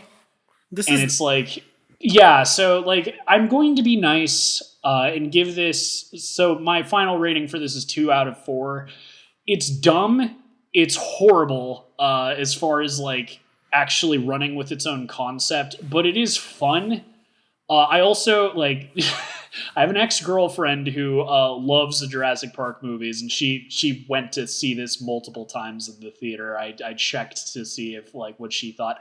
So anyway, like if you're like just a Jurassic Park fanboy or fangirl or fan non-binary, like you're gonna like this no matter how dumb it is. And for you, I will recommend it, but this does not have any interesting, compelling, emotional anything. It's, as I said, this is and I feel like I'm insulting the Fast and the Furious by saying this, but this is a Fast and the Furious movie with dinosaurs. 2 out of 4. 2 out of 4. All right, okay. I think we're going to drink on this one. Lightyear. Oh God, yes we are. This is fun though, actually. Like I feel like I had a feeling we were going to have some crossover, but yeah, we're both gonna get saucy. I love this movie. I thought it was really interesting. I thought it was kind of original. I really like the concept of this is the movie that got Andy excited about the Buzz Lightyear character. Oh, our first argument for this. I'll let you finish. Yeah, Kanye West. Let me finish. And then of course, Socks was literally the best thing ever. I wish my piggies could shoot darts at people to buy me 5 minutes. I'm sorry. That was okay. Well, anyway, sorry. Spoiler. I know we weren't gonna do that, but that was cool. Socks is awesome. Just full stop. And frankly, I feel like they showed that in the trailer. Oh, so okay. I don't even think it's mostly like story stuff. Like I don't think the robot cat can shoot darts. Like I don't think. Apologies if any of you were surprised. I thought it was really good. I know a lot of people had problems with it. A lot of people were like, "Oh, this isn't the Buzz that I was, looking to see or whatever." I thought it was good. I really enjoyed it, and to me, it was exactly what it was supposed to be. Because as far as I knew, this was supposed to be, the movie that the character comes from, not, the physical toys thing. To me, it made sense. I know a lot of people said it didn't make sense. I really liked it. I gave it a 3. I enjoyed it. It was very funny, very interesting. I think the only thing that was a little weird was the time travel. There's a little stuff was some of the problems with the ending. But for the most part, it was very good. I think I know what you're getting at. We're not going to go into spoilers. Like you've seen Interstellar, like for most of the movie, and that's not really time travel, it's relativity, and that's crazy enough something that's actually been proven by space tests. Like that is very real. My thing, here's the rant, and here's where I don't even know if we're going to get into an argument over this, but so if this were not a Buzz Lightyear movie, this would get a 3.5 or a 4 from me. This was awesome as far as in a sci-fi concept as an animated film. The animation is phenomenal. Let me just say that. This is the best looking Pixar movie they've ever made. Here's the thing though. And here, like, first off, this was this was the movie that was in mind when I started this episode talking about like weirdo political crap going into movies. This was another one that had like a lot of people arguing over it before I even saw the movie. And people being like, "Oh, Buzz Lightyear is not heroic and he's cowardly." No, he freaking is. Like, all the stuff that all the weirdo like right wing people were talking about, shove it up where the sun don't shine. I thought this was great. I thought Buzz was awesome. The thing you seem to like about it is my problem with it, because here's the thing: like, if you say this is a film that came out in 1995. I'm going to please listen to me when I say I don't have a problem with the commander of Buzz having a wife. I don't think that's bad. Like, this is so here. Well, and here's the other thing too, that like, so earlier in the show I was talking about Disney and their performative activism. This is kind of the movie I was talking about when I brought that up, because again, they cut that out of all of the foreign. Like, oh my God, there's a gay character, but no, there isn't. There is in America, but there isn't anywhere else. Applaud all you want. Disney does not care about your rights. And here, like, the fact that it's supposed to be a movie that came out in 1995 and that Andy saw with, in 1995, presumably with his, mom or whatever, I don't buy it. I really don't, and it hurts the movie's case. Like, and again, this has nothing. I'm talking specifically about this weird continuity they created for Buzz Lightyear. If I'm talking about the movie by itself, as I said, I think in a vacuum, it's excellent. And if you just like a cool sci-fi movie, this is a full-on recommendation for me. This is a great movie. But what's frustrating is how they needed to tie it in with Toy Story. And that's what irritates me. And that's also what ruins the movie for me. Because the other thing with all the other Toy Story movies is every time they mentioned Buzz's backstory, it would be like a Star Wars joke. Yeah. So now you've also created complications with the Toy Story movies. Because we're not going to get into spoilers, but with the villain that they set up and everything, they had to keep that in mind, and they kind of did, but it's just like, why? Like, I'm sorry, this film is too good to have come out in 1995. The effects are too good to have come out in 1995. The politics are too progressive to have come out in 1995. And all of the in-jokes from every previous Toy Story movie do not make sense with this movie. I do not buy that Andy went to see this with his mom before he bought Buzz. So, like, again, it's like, it's infuriating to me, and it especially infuriates me that I have to, like, rant about it, because it's so stupid, and it's, I don't know, like, frankly, they just shouldn't have made a Buzz Lightyear movie, because again, it was always a joke. Like, it was just, oh, he's from Star Wars, essentially. So they just shouldn't have made a Buzz Lightyear movie. This should have been called, like, I don't know. You know what? They should have just been its if own. They wanted to tie it in, but not mess with what's already established. They could have just called this movie Star Command and have him be him be somebody else. But then my big question for this, though, even though I love this movie so much, I give it a high rating. But my big question is, well, where do the little alien Martian guys fit in? Because, like, aren't they, like, supposed to be? That's the other thing. This has been botched. So because the alien Martian things, I guess you didn't grow up with it. I watched it a few times. Like, there already was a Buzz Lightyear of Star Command TV show that came out in the 2000s. I didn't know that. That already was like, this is the thing that Buzz is based off of. And it was made by Disney. It was like a Saturday morning cartoon. Like, and that was like, there was a subset of people that didn't go to see it because they're like, well, why? Where's the blue alien chick that's like Buzz's? It's a whole thing. Again, this is a train wreck. They just shouldn't have made this a Buzz Lightyear or a Star Command movie. This should have been an original Pixar sci-fi film, and then I would be saying it's one of the best movies of the year. But because they live, and again, So 1995, really? You think that there's going to be a same-sex kiss in 1995 and people aren't going to lose their mind that Andy's mom isn't going to be like, oh, you're not buying that Buzz Lightyear. Well, who knows? Maybe his mom's progressive, but it makes no sense. And it's like, I don't have any problem with it as itself. You're right. I know what you mean. It feels very anachronistic.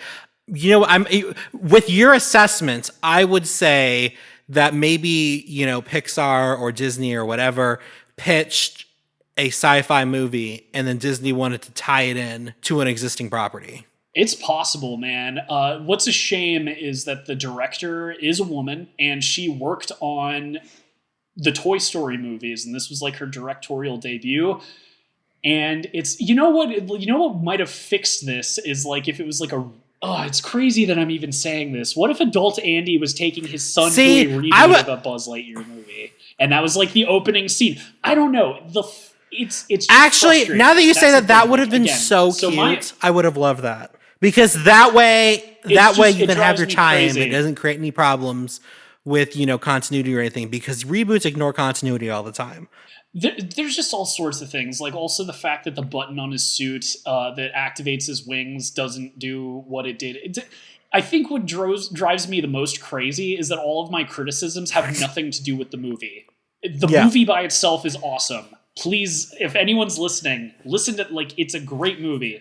It will just infuriate you if you're like a Toy Story fan, or like if you grew up with that live action or animated Buzz Lightyear show, which, why didn't they make that into a movie? Like, Buzz had, like, his trainee is like this blue alien chick who's like a, you know, Stark Man. There's a fat alien guy who I know would have been your favorite. There's a robot. Like, it was like this thing. I didn't grow up with it. I think I was like in 8th grade when I would see it on TV.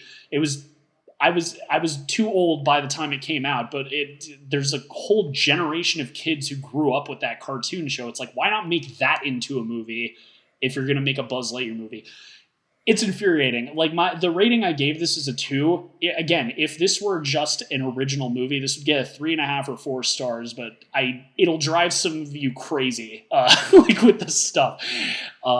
Just with that opening title thing about like, oh, this is the film that Andy saw before his birthday. Like, no, I don't buy it. I'm sorry that we're not, like, gay couples were not normalized. I choose to believe, like, the Toy Story universe is more progressive than ours. With that being said, I would hope so. I graded this on just the film by itself. And I gave it a 3 out of 4. I mean, I'm a big, you know, I love Toy Story. I really enjoy all the movies. I just wasn't as invested as you. I mean, there were some things I remember, like from Toy Story 2, when Zorg says, "I'm your father," you know, that sort of stuff. That's in the second movie. No spoilers. Oh. No, I know, but don't spoil the but like Buzz stuff Lightyear like that, movie. you know, I knew major and stuff like that, but to me, it didn't.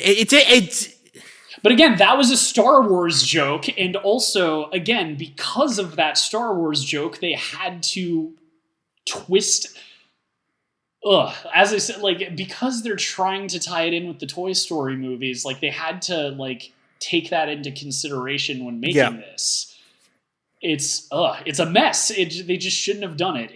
Either they should have just done like a weak, like, for the fans adaptation of that TV show, but with Pixar animation, or they just shouldn't have made this as Buzz Lightyear. Because again, as I said, this as itself in a vacuum is awesome. It's a great movie, but because they had to fucking do that, it ruins it. Like, even to the like, if you can erase all of your previous knowledge of other Toy Story movies or anything, you'll be able to handle this. I will probably rewatch this in the future. It's a great movie.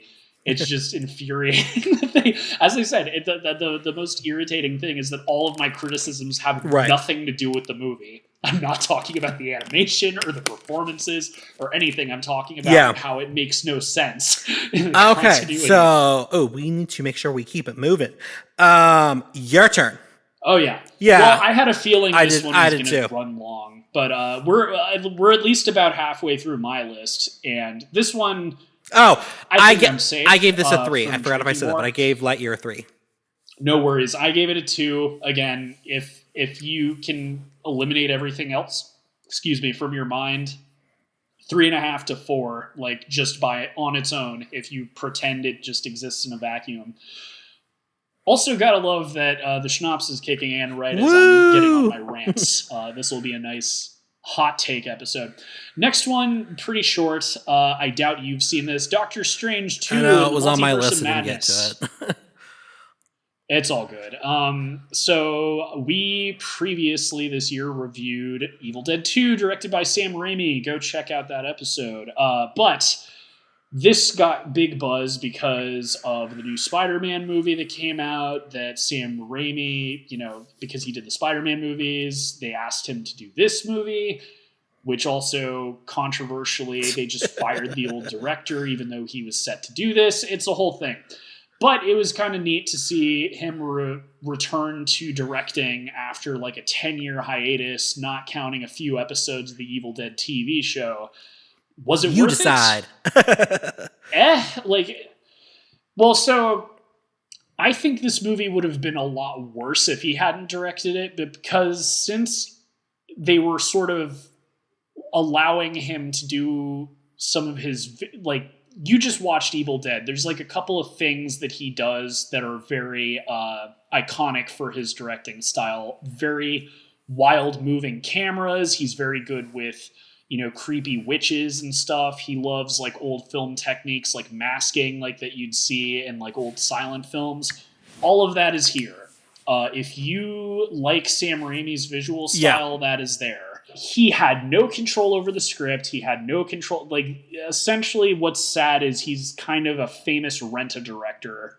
And because of his clout, they allowed him to, put kind of his own visual style on it.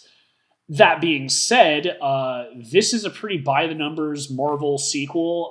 I really like Doctor Strange, so it was a little disappointing to see that this was kind of boring. In a weird way, it felt almost like a TV movie. It didn't feel... I didn't see this in theaters, and after watching it, I'm glad I didn't, because it feels very phoned in. And that's kind of a theme with a lot of the Phase 4 movies. I will say, also, I do think people are going to be kind of upset with the villain in the film, especially if you're a fan of a specific Marvel television show. That being said, the person in question who plays the villain did a wonderful job. I'm not going to name them because that would spoil kind of an early twist, but I still don't want to spoil it because I didn't know going into it, and I was pretty surprised. I do like the new character who actually is, I think it's Miss Marvel. It's the schnapps, man. It's scrambling my brain. But they did introduce a new Marvel character who's sort of a sidekick to Doctor Strange in the film. It's really good. The story's fine. I do really like the ending, but overall it's just average. It's especially for going after the first Doctor Strange, which despite not being everyone's favorite Marvel movie, it was hailed as this visual spectacle. You don't really get any of that in this. You do get some cool Sam Raimi stuff. I'm happy. Hopefully this means he'll start directing movies again. But it was just average. 2 out of 4. Well, on to the next one. I think you're safe from this one too. Minions: The Rise of Gru. No, I didn't. I meant to mention this at the beginning of the episode, but there's so many cool little movie moments that happened this year. There was the whole Morbius thing with everyone trolling that, and I loved. I wish if you still lived here in LA, we would have done the Gentle Minions. Oh, that's right. Meme. Yeah, that's where people. Do you know what that was? On TikTok, dressing up. I would have so done that with you. I do not care. I do not care about Despicable Me or the Minions. I don't think they're awful. I did different story with Illumination as in general, but I don't think the Despicable Me movies are very bad. The first Minions movie sucked. I will say that much. But if it meant dressing up in one of my suits and going to the theater with you, I would. That would have been fun. This will be a really quick review. I would have loved to have done that. That would have been awesome. I will say I do not condone all of the gentlemen minions who were throwing bananas at the screen and stuff. And I loved the going to the theater in suits in mass and basically making the movie like a big box. I loved that, but all the reports of people being disruptive to the point where, movie theaters were turning people away for wearing suits. Yep. Don't do that. Don't be a jerk. There's lots of little kids who wanted to enjoy the movie, so I'm not a fan of that. I never saw the first Minions. I've always liked Despicable Me. I've liked Gru. This was it sucks, and that's coming from someone who likes the Despicable Me movies. They're not masterpieces, but I like them. The first this one was actually pretty good. The Rise of Gru and how he, gets the minions. His whole backstory is covered in this movie. It's a really good, solid. To me, this is more of a Despicable Me prequel than really a Minions movie. What I really appreciated was that all of the Minionese was broken up, so I wasn't watching just scene after scene after scene of just Minionese. But it was a good, solid, fun family movie. I'm gonna give it a 2 or 2.5. I enjoyed it. It was fun. Okay, your turn. Noise. All right, so continuing. First off, I think we're safe. We'll see, and if not, this might be a good discussion. But speaking of weirdly politically divisive movies for no apparent reason, my next review is I didn't. Nope. Okay, so, oh my god, so it's really funny. Again, this was another one where it was like people were getting weirdly angry and defensive and fighting on social media. Famously, Logan Paul wrote a tweet reviewing it, and everyone just shit all over him. And I don't agree with him. One thing I've kind of seen is like a bit of a joke going around is that Jordan Peele is slowly turning into M. Night Shyamalan. I hope not, man, but this is starting to worry me. Everyone says M. Night Shyamalan's a hack. That's not what happened. The man was hailed as the new Spielberg after one movie. Was it Sixth Sense? Or 2 movies. Sixth Sense and Unbreakable. And after that, basically every movie he did. And I feel like he felt pressured into having twists in his movies. I think that's what happened. I don't know the man, but that's kind of how it feels anyway. And I'm beginning to worry about Jordan Peele. I think something that's very important is having people question you, especially when you're such an acclaimed director, a genius comedian. I wanted to like this so badly. I loved his last 2 movies, especially, I think I'm in the minority. Us is my favorite movie of his. I know it's a weird movie, but I thought it was neat. I think he went a little too hard on the metaphor for poor people and everything, but I liked it. With this, I'm not going to agree with Logan Paul. I think that the message of the movie is fine. I think the twist with the UFO is awesome, actually. I think it's genius. I think no one else has ever done anything like it, and it led to some of the most avant-garde stuff you would see in a big movie. Yeah, I was waiting for that. Being said, somewhere along the line, it felt very lazy. There were some moments technical problems. I'm not just, it's not the screenplay. Because that's the other thing. I see people blaming, the acting sucks and stuff. And it's I'm with the people defending it. The main character is an introvert. He's not going to be big and bombastic and exciting to watch. He doesn't like being around people. But there are some legitimately questionable things in the movie. I won't spoil it because it's honestly one of the best parts of the movie. There is an animal attack where it cuts to black and it's just stock sound effects. And it's this is his biggest budget movie. Why is there just animal? Again, I'm not going to specify the animal, but it sounds like something you'd get off of a Final Cut soundtrack library or something. And there's moments of that, and it's paired with some of the best CG work.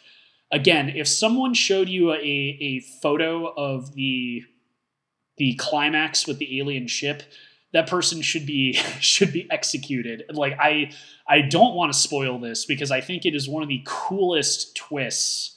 That being said, I really hope this doesn't mean that his film making is going to be in the decline, because I feel like they could have cut down the movie. I feel like they could have upped some other aspects of it and maybe not cut corners in some other ways.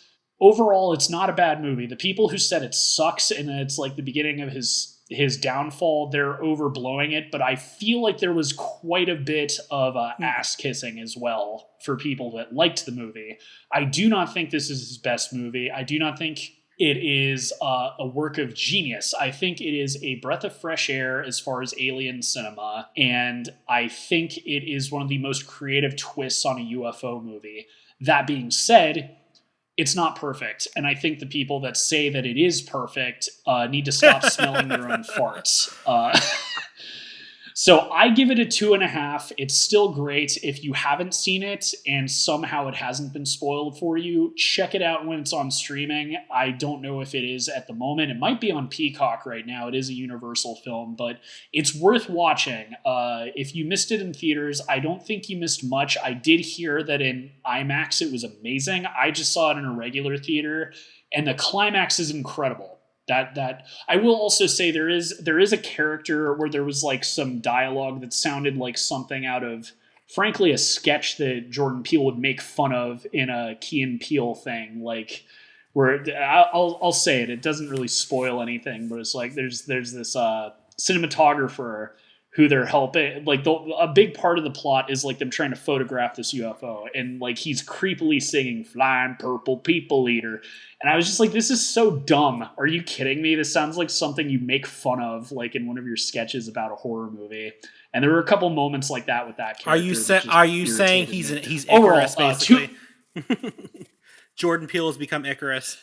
Please don't be the next M. Night Shyamalan, Jordan Peele. I really like your movies. So I give this a 2.5. It's not horrible. It's not genius. It's better. It's a little bit better than good. That's where I think I know the twist is, because I think I was like, what is this even about? I'm probably not confused. I think I just went and read the plot synopsis for it, so I think I know everything that happens. I recommend you check it out. I mean, hey, you're a big X-Files guy. Check it out. Maybe you'll hate it, being like a big alien fanatic and stuff. Maybe you won't, but again, I do recommend it to anyone who hasn't seen it. It's just keep your expectations low. I think that in some areas it's really not that great. Okay.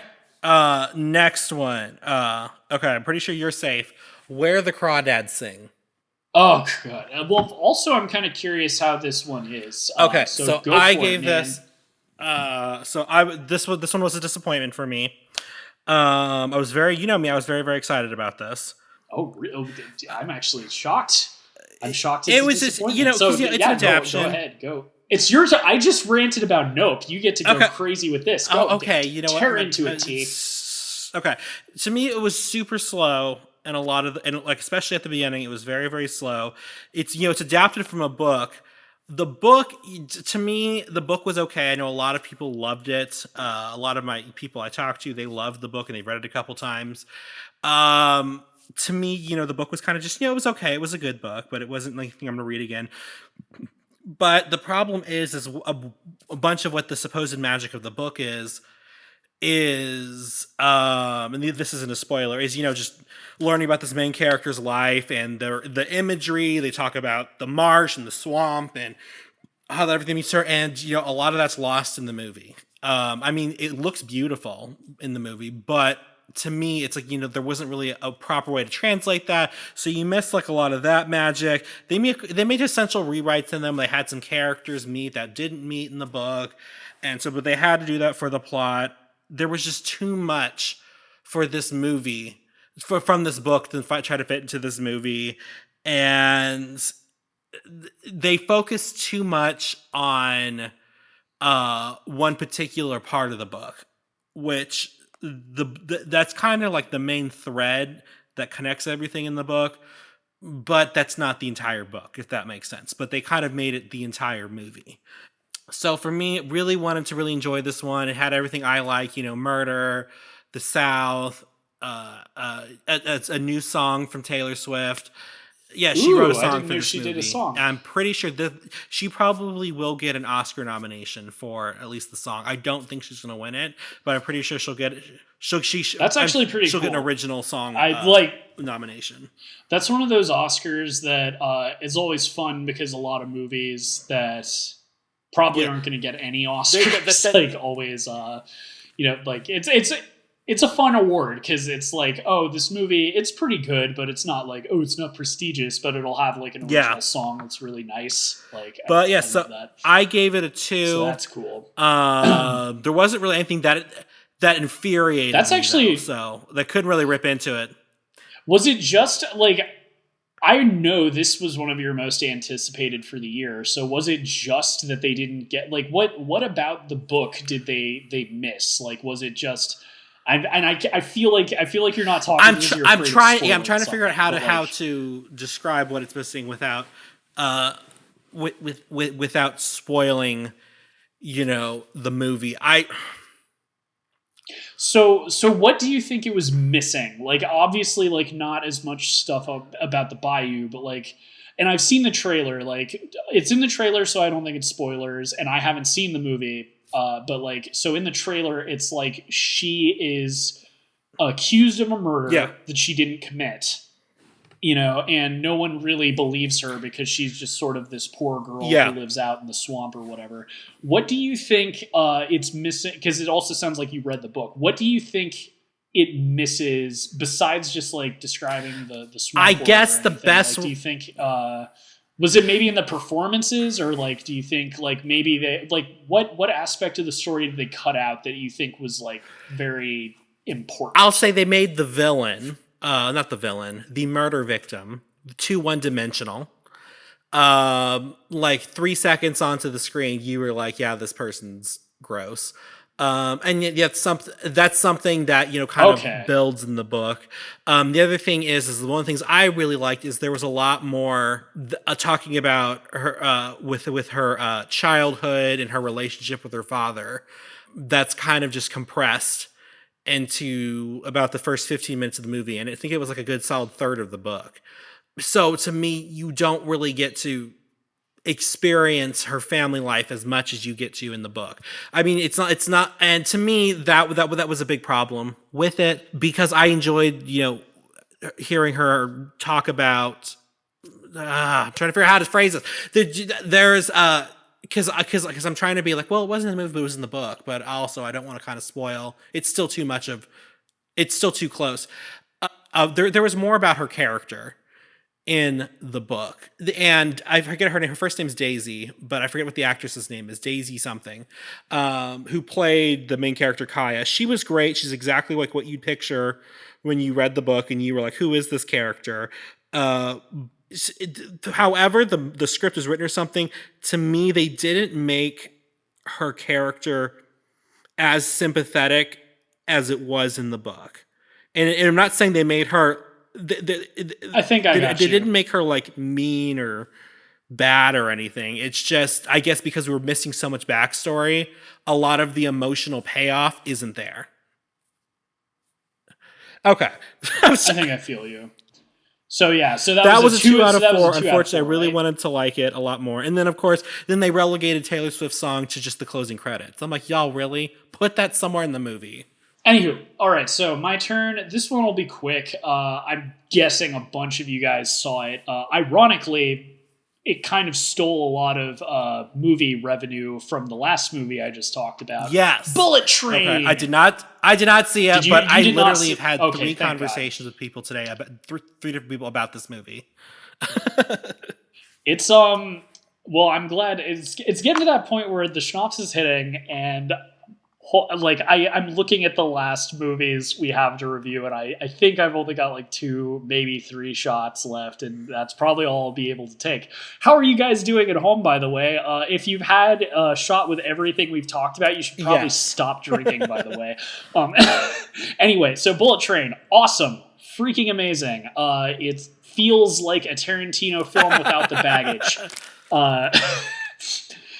Action-packed, all the characters are really interesting. The way I'm saying it's like a Tarantino film is that it's about a bunch of criminals all kind of against each other on this bullet train in Japan.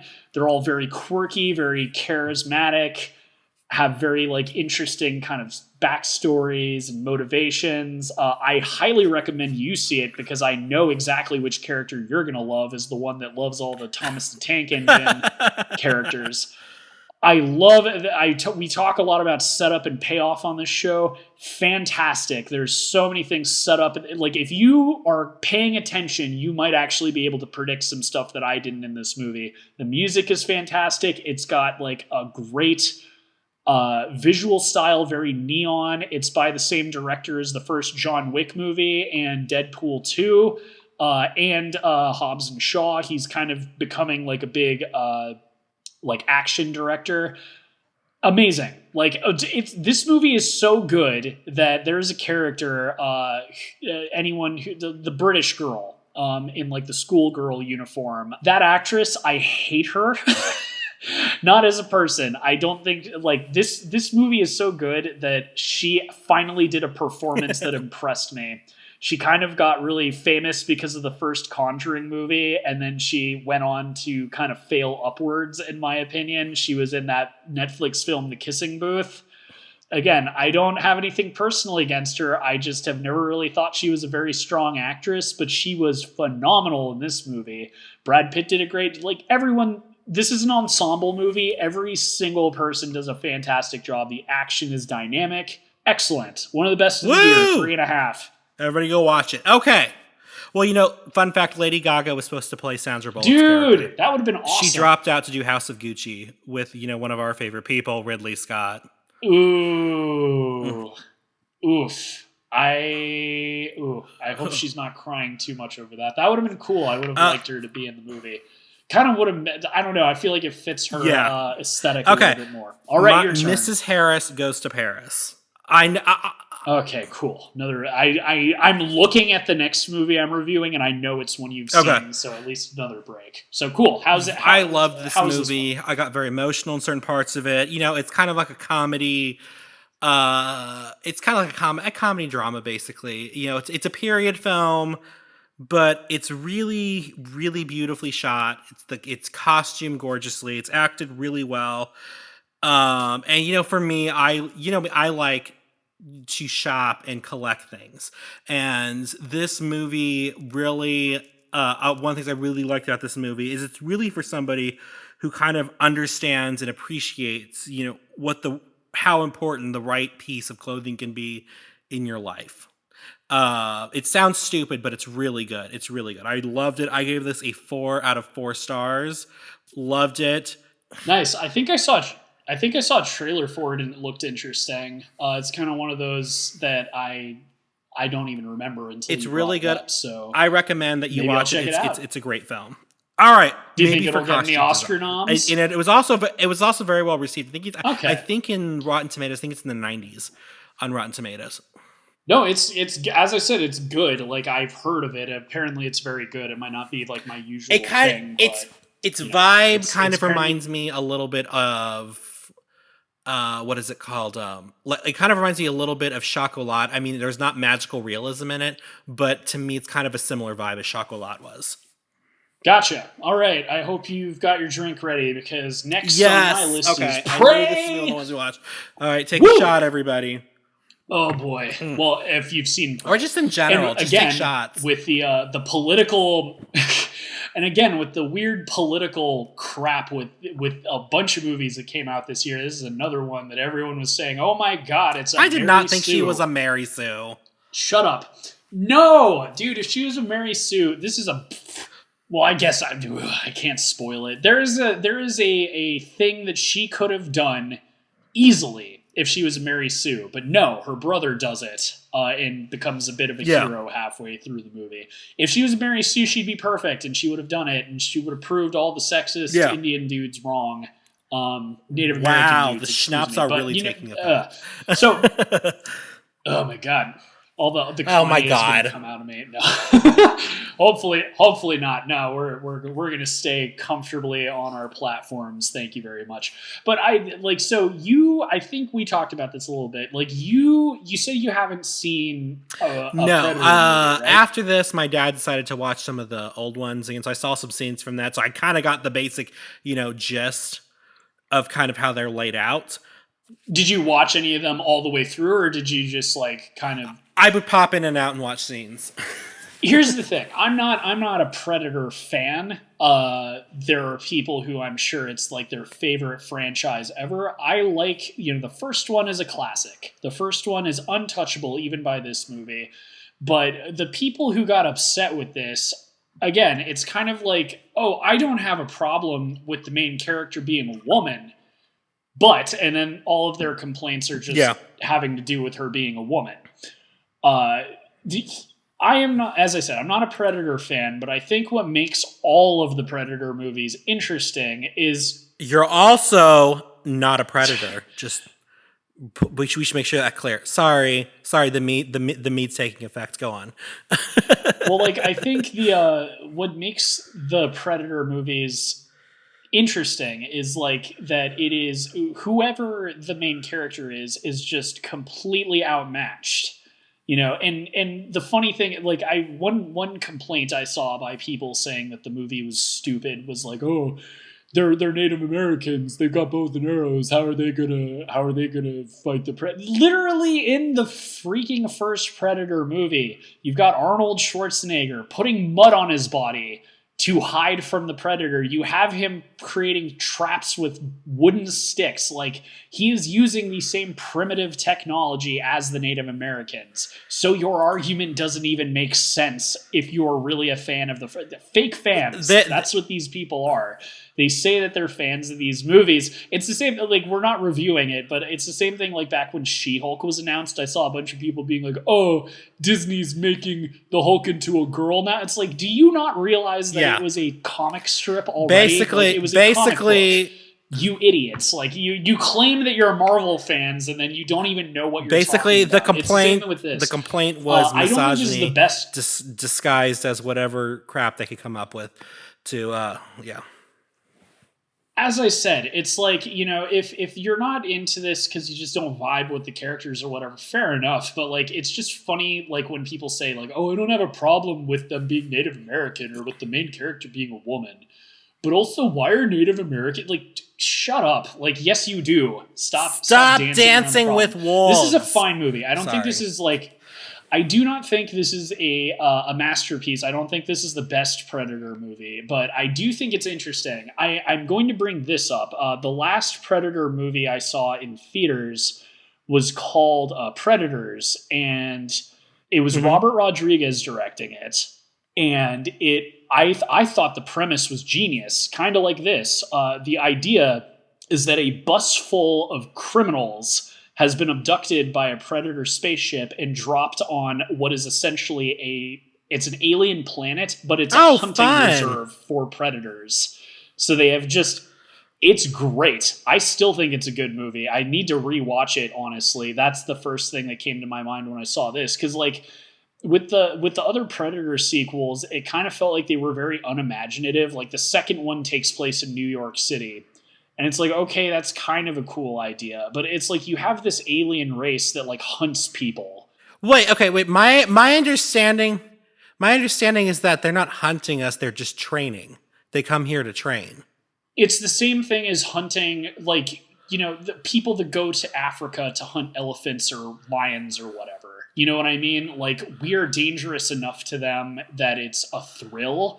Right. But we pose no threat. But because they're uninterested in fighting non-armed people, though. That to me, that's kind of okay. I got you. Go on. Yeah. Part of what makes the first movie genius is that it's a genre switch up. For half the movie, it's this action movie of these commandos going in and doing some kind of violent mission in I think Vietnam or something. And then halfway through the movie, it just turns into this monster movie. You're never going to get that again. Because, after that has happened, now it's a franchise. Now you know what a Predator is. Now you know all their abilities and stuff. You're just not going to get that kind of surprise. So, what I think is kind of strange is that the movies in this franchise that do inventive things don't get a lot of attention. I went to see Predators in theaters back in 2011 or whenever it came out. It bombed. No one went to see it. I still thought it was a fine movie, and then this one did not bomb. Apparently, it's it's dubious because Hulu said it was like their number one streamed film, possibly of the year. At least when it came out, it was like their biggest thing, according to them. But then they also don't release the numbers or anything.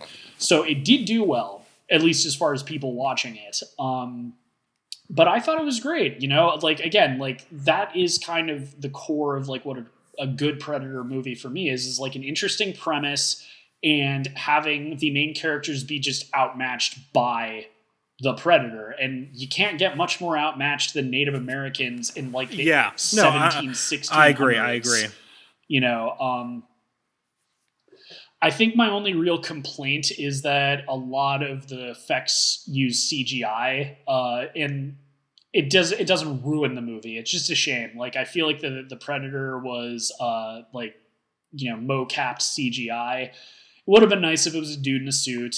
There's like a fight with a bear at one point where it's CGI. It doesn't ruin the movie. I just feel like they could have maybe put a little more effort into it, but otherwise it was great. I gave it a 3 also. I thought it was very tense, and I actually thought it was kind of an improvement based on the scenes I'd seen from the other movies. So I enjoyed it also.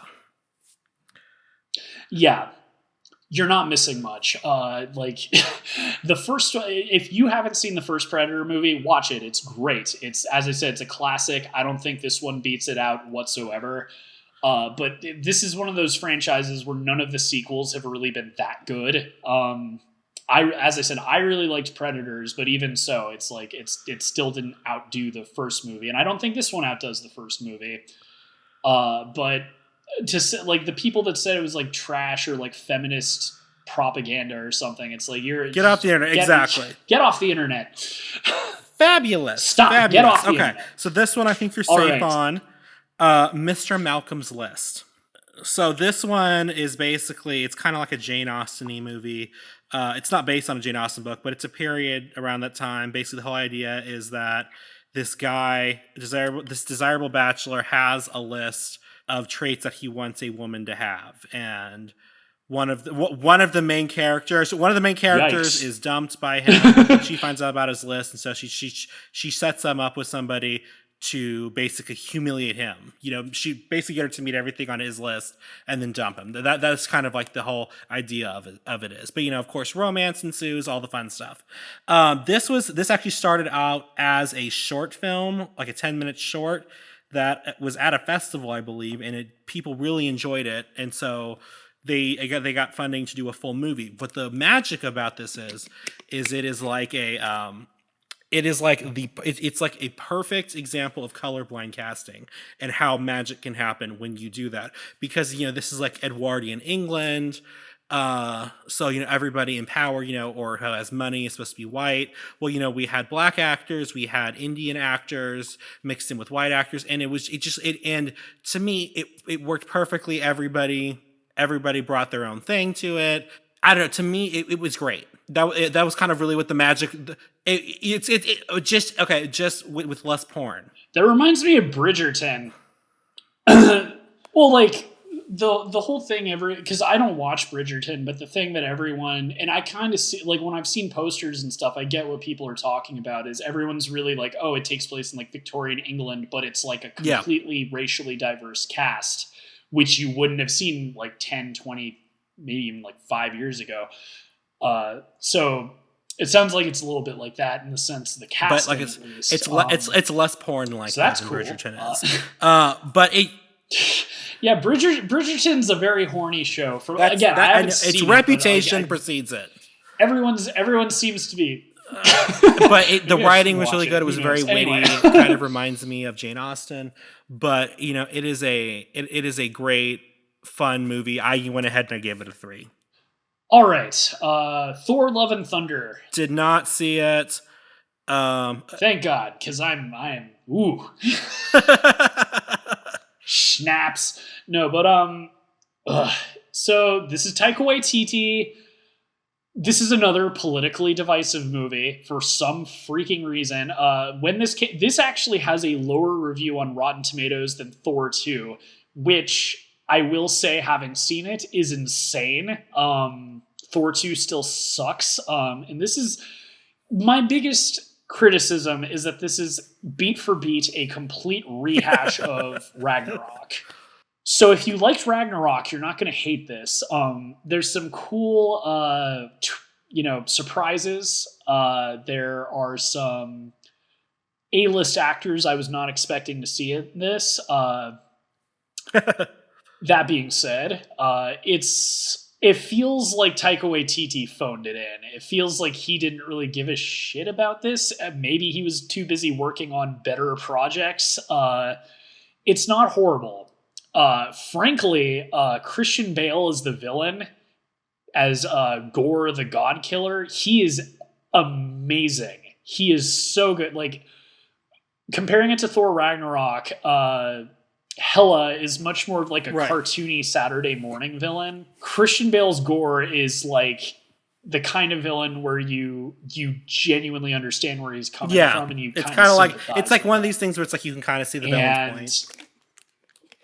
It feels like he was the only one giving a crap in the whole movie, which is good. It's not a bad movie. It was, again, this was one I actually waited to see this until it was on Disney Plus, partly because there was a lot coming out at the time, and money and free time I didn't have, so ended up watching it later. But it's like, I don't know, the people that said this, again, on Rotten Tomatoes, apparently, and I think this is critics, this is an audience, the critics gave it a lower rating than Thor 2.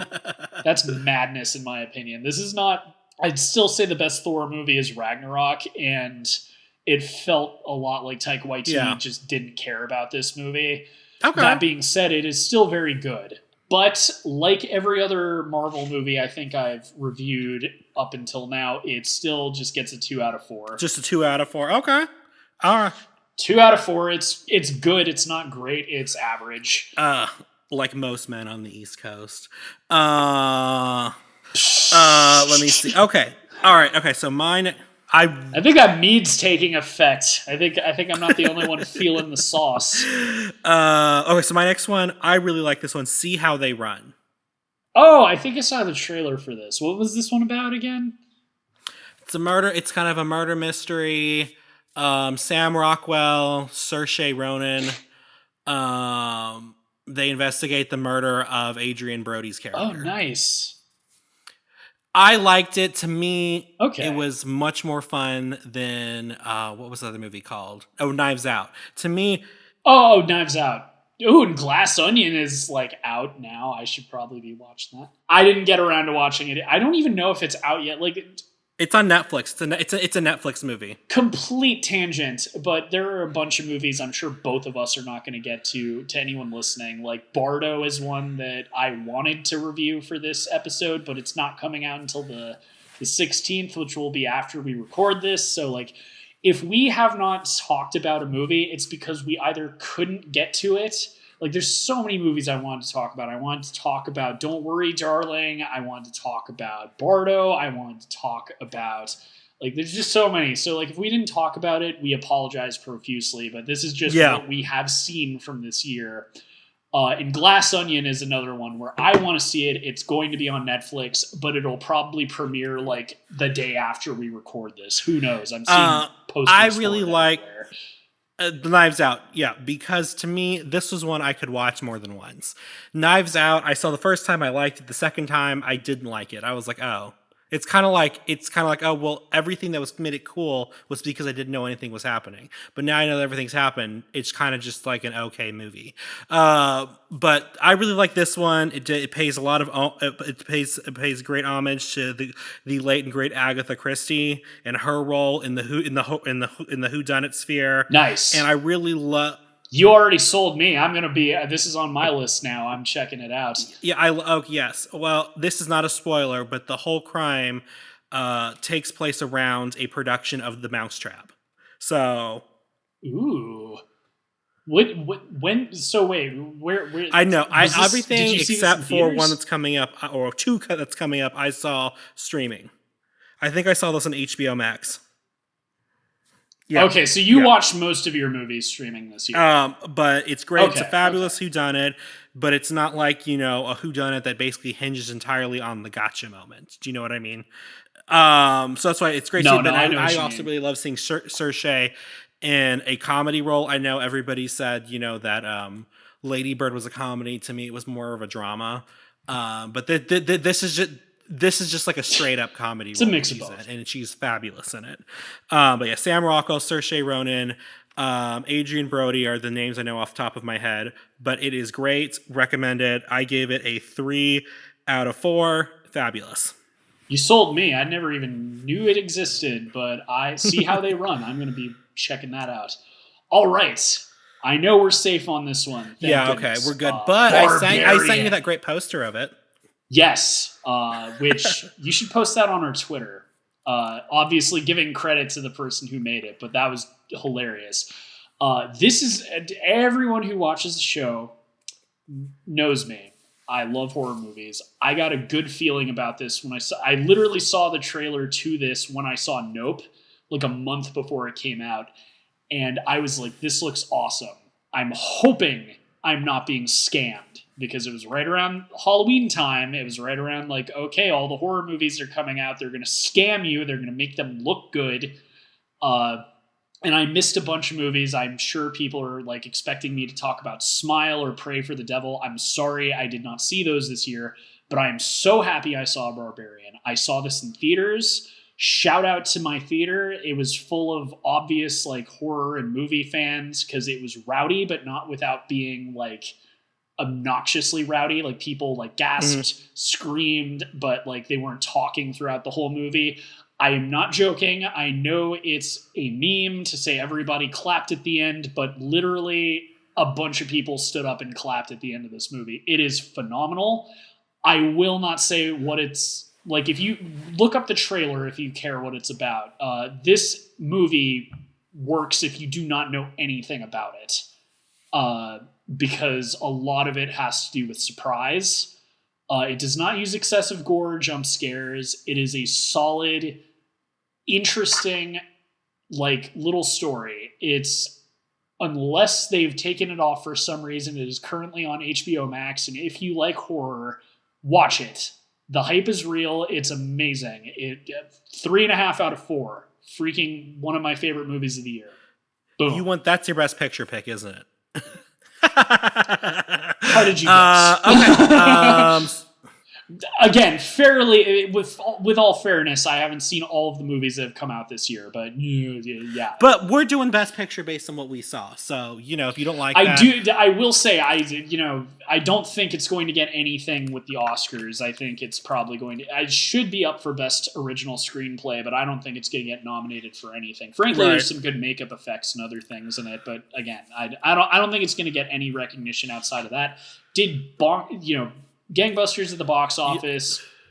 I'm not the first person who's sung its praises. It kind of is another one of those movies. I know about the praises. Virally popular. So no, I totally. What you need to do, you need to get a whiskey glass, dip it in gold, and have it engraved, and send it off to the people there. It's to the producers. Be like, congratulations, you won the golden whiskey. It's amazing. But yeah, same to you. I know you're not a big horror person, but I also recommend you check it out if you get a chance. From what I've heard, I may need to cover my eyes for some scenes. It's not that bad. Anyway, let's move on because we're running. I knew this episode. It's gotten really long. The good thing is I only have I think I only have 4 movies. It's all good. I have a little bit more than you, but I think I know one for sure is definitely another shot for me. So at least we got. I think this one might be a shot for you too. Hocus Pocus 2. Was this on your list? Oh God, here we go. Okay, here we go. Ugh. That's the other thing is I don't know about you, but I'm already starting to feel the need to use the restroom. So I don't want to break the recording. Okay, so Hocus Pocus 2. Anywho, this will be really quick because this is something that everybody talked about. It sounds like you're going to have a different opinion than I did. I actually like this better than the first one. Probably. I thought it was an improvement on the first one. I liked it better. And I did think Kathy Najami's character was the weakest link in the entire movie. That was Roomba Chick. Well, first I'm going to direct all of the fans of the show to direct your hatred at T. What did you, again, careful of spoilers, but what did you like? To me, I thought there was more. This is gonna sound like really basic, but I just thought the plot was just more interesting. Like the first one, I was kind of he's kind of like one of those things, and I kind of put it in the same category as like Mean Girls. It's like I've heard about this movie forever. I didn't grow up with it. I didn't actually never even heard of it until Facebook became a thing and people started posting memes of scenes from it, and that was my first time hearing about it. Well, no, okay, oh, wait. And well, Mean Girls, I'm saying Mean Girls because it's it was a super hyped movie from the time period I was growing up, and then I finally saw it, and I was kind of just like, oh, this is it. Like I was kind of like let down.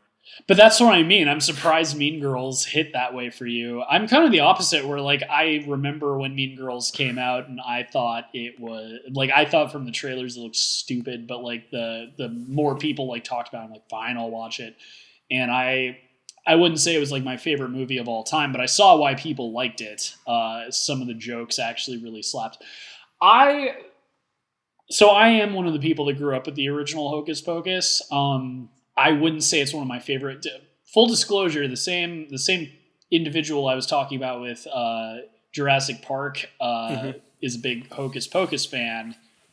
And we lived together for a while, and they would watch that movie on repeat. So I got so sick of Hocus Pocus.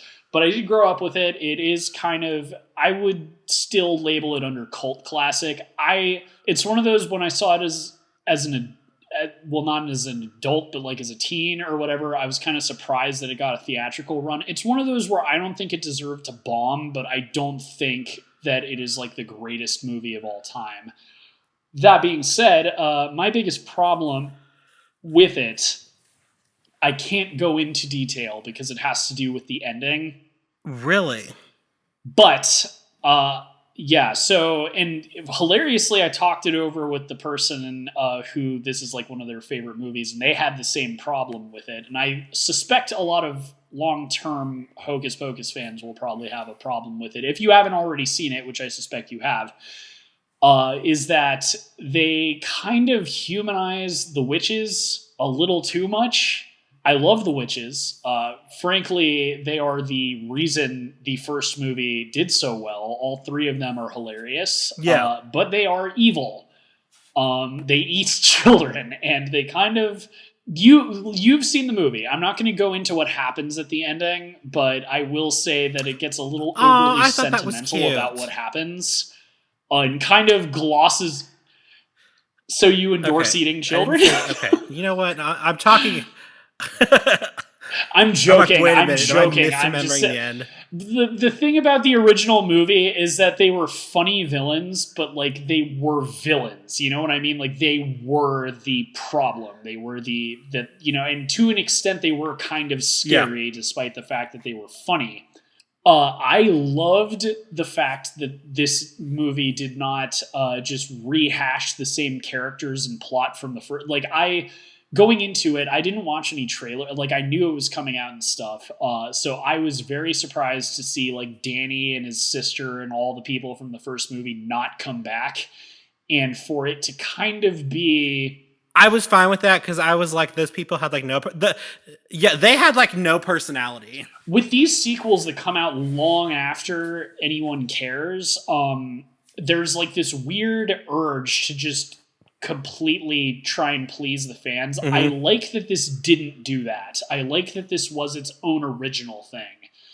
And this is another one I watched with my sister when I was visiting home again at around Halloween. And we both kind of were saying the same thing. It's like, this feels like it's better than a TV movie, but not good enough to be which it is. Which it was a theatrical release, because it was just... It was? It was I thought this was just a Disney Plus exclusive. No. I thought you were saying that it was. No. I'm saying it's better than a TV movie, but not as good as a theatrical release, so it's in this weird gray area. And the thing is, like, it's not bad. I don't think that it's going to be better than the original for most longtime fans. And frankly, like, there's just weird decisions, too. Like, one of the cool parts of the, I hate the schnapps. I'm already forgetting the name of the lead witch. It's oh my, Winifred. Oh gosh, well, not Winifred, but what's the actress's name? Oh, Bette Midler. Thank you. So Bette Midler, she's a famous musician. One of the big selling points with the first movie is that there was an original song, I'll Put a Spell on You. They made a song in this movie, and then just like with your complaint with Where the Crawdads Sing, they put it at the end credits. Like they have it kind of in the movie, but then the two teen girls are like talking over the whole song. And they like, at least in the original movie, they put that there. And then, as I said, like the ending was like weirdly sentimental with like what happens to the villains and stuff. And it's, I don't know. It's a mixed bag. I love the prologue. People were sharing memes and stuff on the internet, so people already know that you see like the young version of the witches, and that's also in like the first 10 minutes. So not a true spoiler, but those child actors blew it. They were so good. This is good, but not amazing. I disagree with you on it being better than the original, but this is not. It's not bad at all. I will probably rewatch this at some point. It's hard. It's hard to say that I'll watch it more than the original, but I didn't hate it. And the other thing that I think made the first Hocus Pocus good was a lot of the jokes at the expense of the witches being from like an earlier time. Like there's the whole thing about, technology is advanced and like kind of them not knowing what a television is and stuff. And I like that they did that again with things like the home speaker and the Roombas and other things like that. Still A+. I also will give a 2 thumbs up to the 3 ladies returning as their roles witches. You haven't missed a beat. Loved seeing you in the roles again. Fantastic. I gave it a 2.5. I gave it a 3. I gave it a 3. I liked it more. All right. Fair enough. So your turn. All right. My next... I hope I'm safe with this one. I could totally see you saying this. Blonde. No. I would. No. Oh, okay. No. So, okay. No. Like before I talk about it, why though? With it is this is based off of a fictionalized book, like about her life, and then the director of it. First off, he came across like a total ass in like literally every interview he did, he was almost presenting this as her true story. And that's not even close. So basically it was almost like, to me, it was almost like, and again, I did not see it. I read the synopsis, I read the parents' guides. I know what happens in it. To me, it was almost like debasing Marilyn Monroe again. And I just thought that was pretty tasteless because he knows this is adapted from a fictional story, and yet in interviews and stuff, he's trying to pass this off as if it's a true account. I am so happy you are the co-host of this show. Okay, so you are more into this sort of end of things. Like I know about Marilyn Monroe's life to the extent that it sucked. Like I don't care about celebrity stuff, whether it's the 1950s or whether it's Kim Kardashian or whatever. So like, I loved this until the end credits where I saw that, where it said, like based on the book by this person, this is all fictional or whatever. Yeah. And I was like, wait, what? What are you fucking talking about? Like I thank you. I'm so glad you know more than I do. Because I just went into this blind being like, oh, this is the Marilyn Monroe movie. Ana de Armas is the lead. There was some controversy about people sharing like her nude scenes in this film on like pornographic websites and stuff, which messed up. Frankly, like, who is getting off to that? Because even out of context, there's enough context in the scenes where like you'd be kind of a weird person to be getting off to that. Regardless, I don't know much about Marilyn Monroe's life, but I was engrossed in this film thinking, oh my God, this is horrifying. And then when that happened, I was just like, wait, what? What, like, and that too, like, I Yeah. feel like a lot of the marketing for this Yeah, movie was that just and that's like, one of this the is big a problems. One of biopic. my big problems it was a biopic, and the parts that the director chose to really kind of die on a hill on are some of the more disturbing scenes like that you're referring to that ended up on it. Oh boy, there's a truckload of them. This is not a like. I'll say what I thought about the movie in a second, but I'm going to preface it by saying this is not a movie that will make you feel happy. This is a very depressing, disturbing, like, even if you know that like this isn't what happened. I kind of always been I've always kind of been like it's- this. it's It's an like icky movie. if you want to tell the story, fine, but don't use a real character to do it. I think I've talked about this, I've talked with you about this before. When you create a quote biopic or something, or you use a historical figure or a real person, whether they're alive or dead, I think you should have some sort of personal responsibility in the fact that you need to tell the story responsibly. And whatever this guy's dumb reason was, I think he was trying to be like, oh, I'm making this arty film, whatever. This dude wanted to make a salacious film, and his big thing was he wanted to make this NC-17 Marilyn Monroe story, her story, but more real. That was his big thing. He was going for all the disturbing and everything. It was not put in there really for any artistic merit, and that's the other problem I have with this. Because, like I said, it's still a real person. No, I feel that. Although I will say, no, and I probably this is the closest I've ever gotten to fully agreeing with that sentiment. Outside of our show, I have poked some. Well, I wouldn't say I'd poked holes, but like I've used counter examples of movies you like where a lot of liberties have been taken.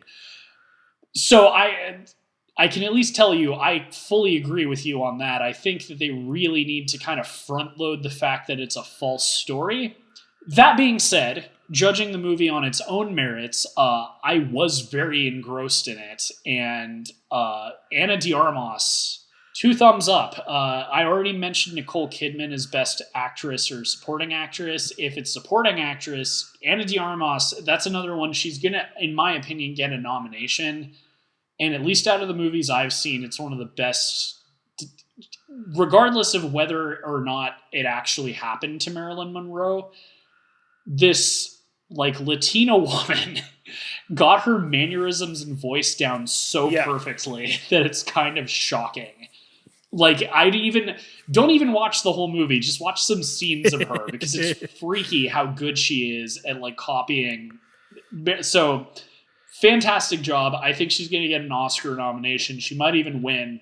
I enjoyed the film, but I had the same reaction you did because, again, I didn't know about the book or anything. I just read the credits at the end of movies. And when I saw that, I was like, wait, what?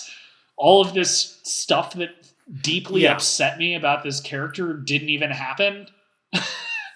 So anyway, with that all being said, it was a very enthralling story, whether it's true or not. And I enjoyed it. I give it 2.5. Fabulous. Okay, I'm down to my last 3 movies. 4 for me, but I think we're fairly safe. I think we're gonna do a shot on this one. Pinocchio. Oh God, so yeah. But I think that might be our last one. So bottoms up.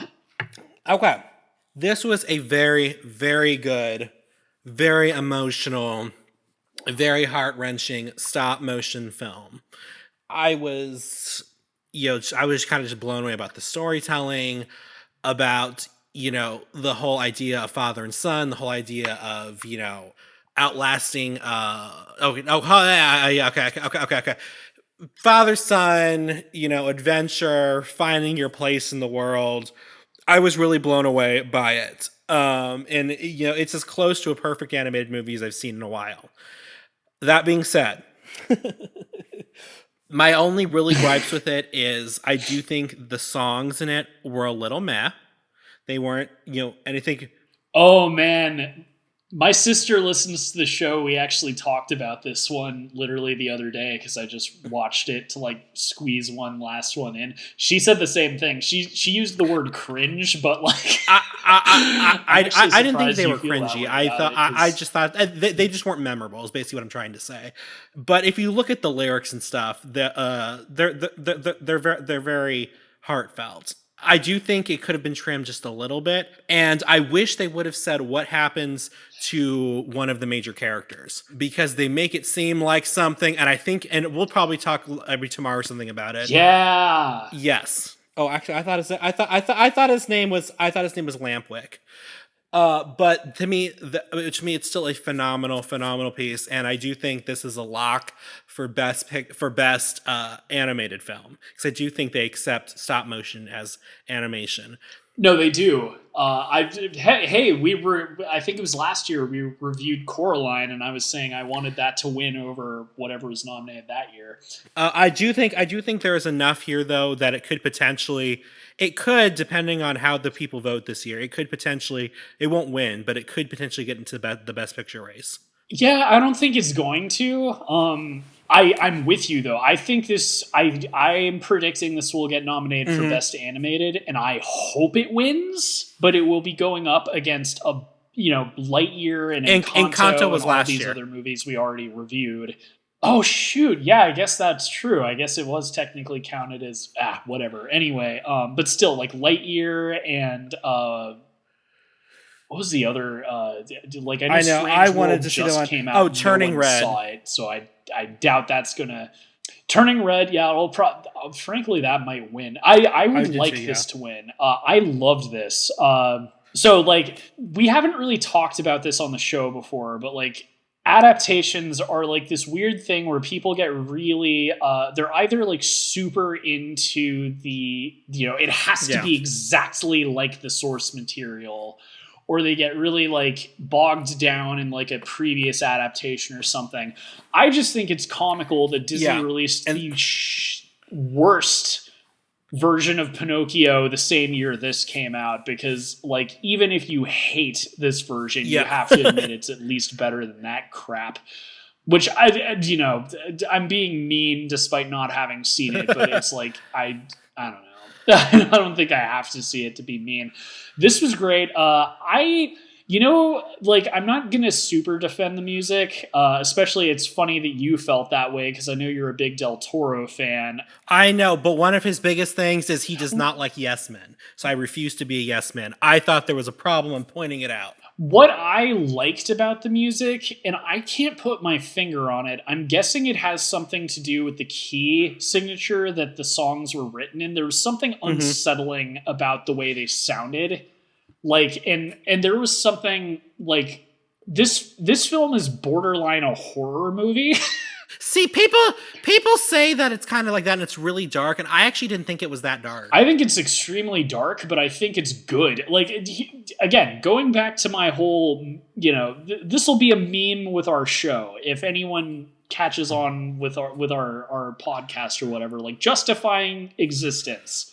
If you're going to make, and that's the thing too, like this is Guillermo del Toro's Pinocchio. This is not Pinocchio. This is Guillermo del Toro's Pinocchio. How is your version of Pinocchio different? There are things about this that I was a little disappointed on, but it's all just based on my own personal taste. Like, I frankly think the whole donkey thing could have been put into especially because that's horrifying. Like, no matter what version of Pinocchio you're watching, like the whole kids getting turned into donkeys is really scary. I was disappointed that wasn't in this movie, but at the same time, I haven't read the book, so I don't know if that was in the book or not, but I know this is the book. This is supposed to be closer to the book. It still has added stuff, but this is supposed to be an adaptation of the book and not of the Disney film. Out of all the books that Pinocchio's satire, the whole point of Pinocchio is it's a guy who is kind of making fun of kids. Like, it's an old man complaining about kids these days. That's what Pinocchio was. He was writing about what's the worst kid you could potentially have? He doesn't listen to you and all this other, it was satire. It's been lost in translation because it's this old Italian book that no one's actually read. Everyone just associates it with the old Disney movie. but it's not really useful anymore. Like, anyone can make like an interesting adaptation of Pinocchio. One film I've been thinking of us talking about in a future episode is AI by Steven Spielberg, where it's Pinocchio, but it's a robot. Oh my God, please do not make me watch that movie again. That was such a gut-wrenching movie. Please don't make me watch that again. Yeah. But okay, so you've seen it, but that's what I mean. Like, this is the thing. Like, if you're going to telling a story is like telling a joke. You know, everyone will have different timing. Everyone will have a different tone. Everyone will have a different way of making people laugh. And that is part of what I mean when I say like justifying existence. Why is this Pinocchio worth your attention over the Disney Pinocchio, over the Jonathan Taylor Thomas Pinocchio from the late 90s, or over the weird like Pinocchio from Italy where a grown man is playing the, you know, like why does this one matter? A big part of it for me is the stop motion animation and the tone. Like, one thing Guillermo del Toro is a master of is dancing between this weird, fanciful kind of magic. He's creepy and like magical realism. Like creepy. Well, creepy, magical realism, maybe, but like that's not the word I'm looking for. He's very good at like, there we go, whimsical and creepy.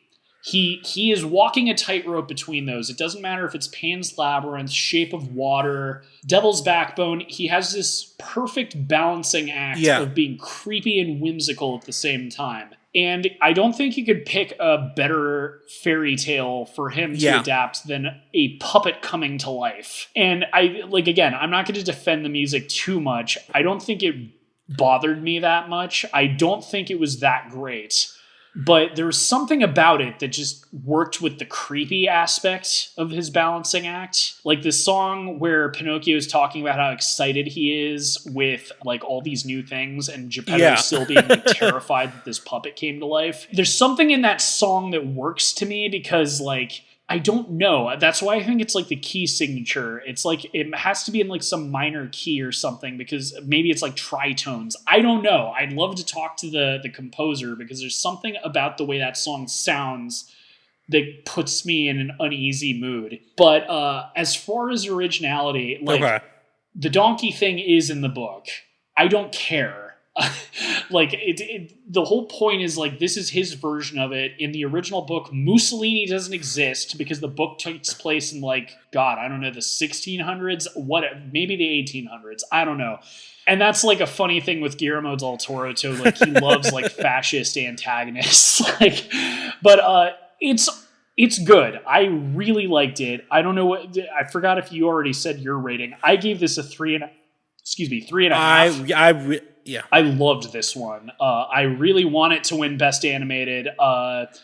And like, without giving anything away, I don't even know what it's rated on Netflix. I'd say this is like PG-13. Don't show this one to your little kids. Because to me, I think it's kind of disturbing. It might, like, not in a disturbing way. It might go over like little kids' heads, because I don't think they know about like fascism in Italy or anything like that. But it's like, I don't know. It's. I can't wait to rewatch it again. I kind of want to rewatch it. Also, my favorite version of it's Sebastian Cricket, right? But my favorite version of Jiminy Cricket is this movie. I love him. And I also love how Pinocchio's his house. He's like, he's not even a good person. He's just like, oh my God, my house is about to die. Like, he doesn't even care. Oh man. But yeah, no, I really like this one. 3.5 stars. Or 3.5 whiskeys. I hope it wins. I do think it will get the nomination for Best Animated. I love this movie too. I can't wait to watch it again. I disagree. I don't think it was as creepy as maybe as you were. For me, as you were saying it was, though it does have some heavier moments in it. But I know people were talking about how the movie was dark. I really didn't think it was dark. I mean, you have a like 9-year-old getting bombed in the first, and that's not even a spoiler. Like, I'm not even breaking the rules of this episode, because that's like in the first 5 to 10 minutes. You have a child being bombed in the first. So That's like, yeah, but that's like every family movie. That's like in the first 5 minutes of Fly Away Home, you get to watch everybody die in a car accident. To me, that's like par for the course with more with kids films that want to be taken more seriously. Fair enough, but I do think like you don't see. I guess you don't see the boy actually. It's still pretty. I don't know. There's quite a few. I can't argue with you well enough without getting into spoilers, but I do think there's a bit of disturbing imagery, at least conceptually. Maybe not with gore or anything like that, but it's. I would not show this to. I don't think very little kids would find it scary, but like, I don't know. It watch it first if you don't know what I'm talking about.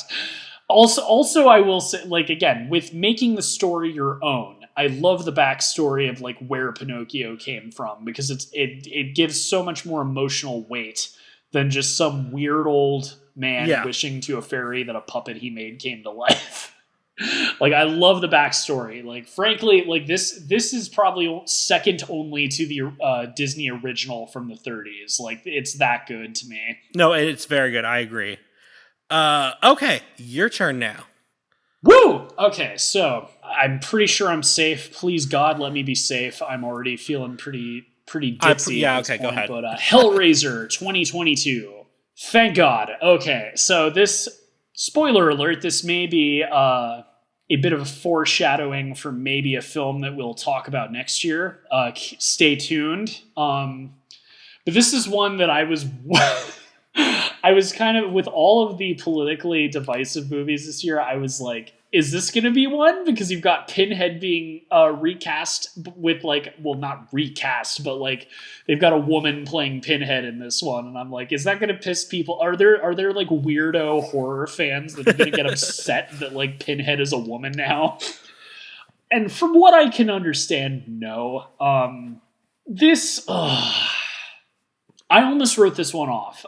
The ending saved it. The protagonist is deeply unlikable. I hated her so much.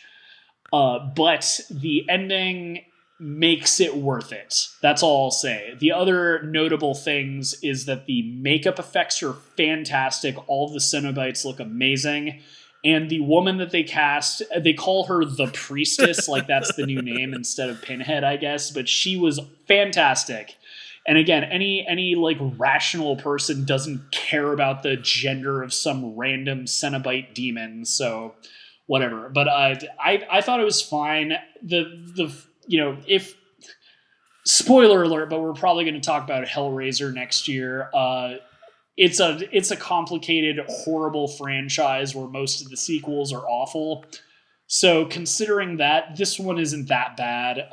I gave it a 2.5. Mostly for the ending. Otherwise, it's pretty average. All right, this one. Okay, you talked about this one. I don't know if you saw it. Lyle Lyle Crocodile. I wanted to see it. It looked adorable. So yeah, so there's two movies I saw in the theater this year. One of them was Pinocchio, and the other one was this one, Lyle Lyle Crocodile. You know what? You only saw with two my family, movies we have in made theaters? a decision to stay safe because the pandemic's not over, dude. Man, one of the benefits of living alone, I guess. But I definitely win as far as the most, like, let me see. Let me actually count, because we're all at the end here, and I think I've already seen, so let me see. So, 1, 2, 3, 4, 5, 6, 7. 7. I've seen 7 movies in the theaters. Yeah, okay. I still win. Okay, so this was super fun.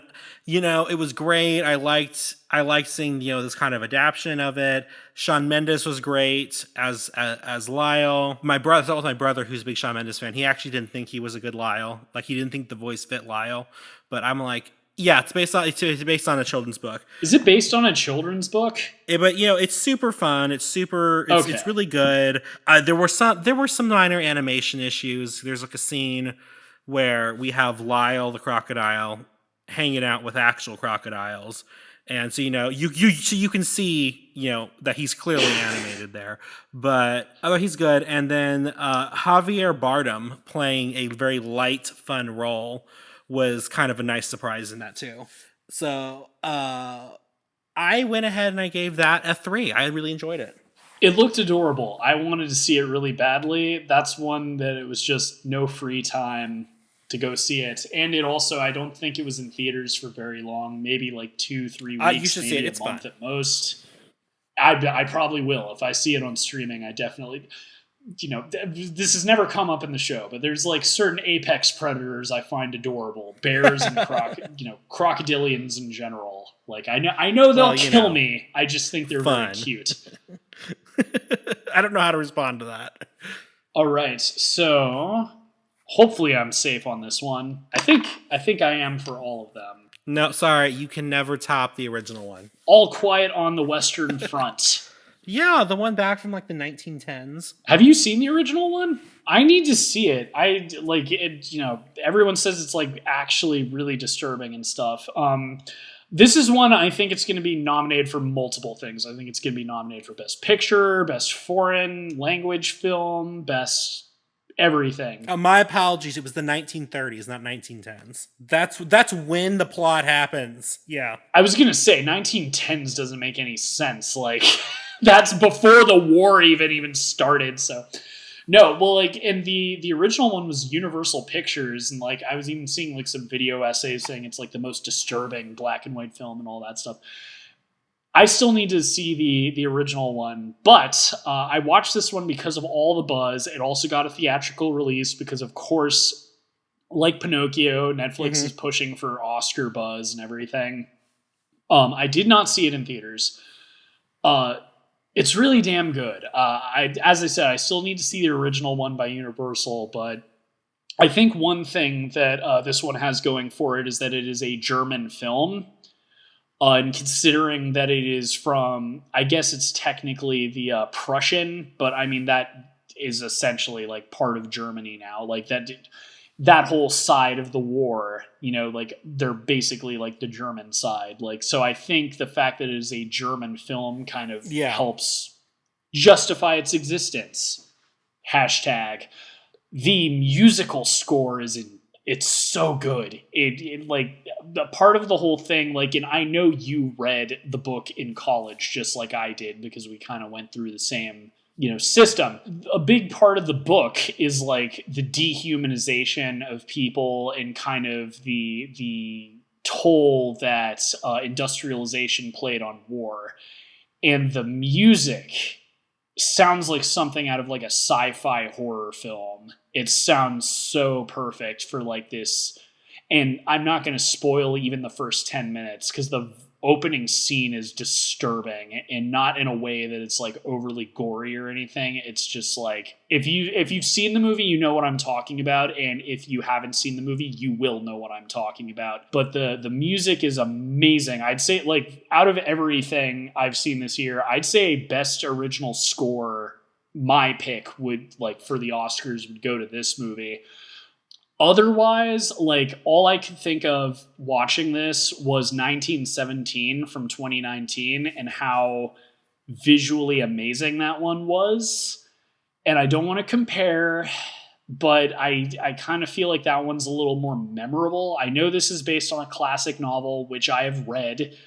I think this is a phenomenal film. It's an amazing anti-war film. It's just super disturbing, and it's very gory. Warning for anyone who doesn't like that kind of thing, but it's really good. It definitely is one of the best films of the year. I give it a 3 out of 4. So, but you, like you said, you think this is definitely going to get some major awards buzz, and I do. I personally think, and I believe the original All Quiet on the Western Front. But as far as World War I movies go, I really loved 1917. Like, that is just amazing, and it doesn't. I don't want to say this one relies on being disturbing, but like I'm a cinematography nerd, and 1917 is just so visually striking. This one is not bad. The cinematography is still like good and memorable. It doesn't reach that same high. But I think that's partly because the story does the heavy lifting.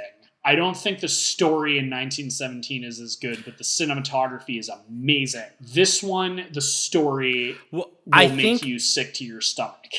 Like there's few anti-war films better than this. I think the original won Best Picture. It probably did. I mean, like the book. Again, we read the book. Like the book is disturbing on its own too. The book was a great satirical comedy.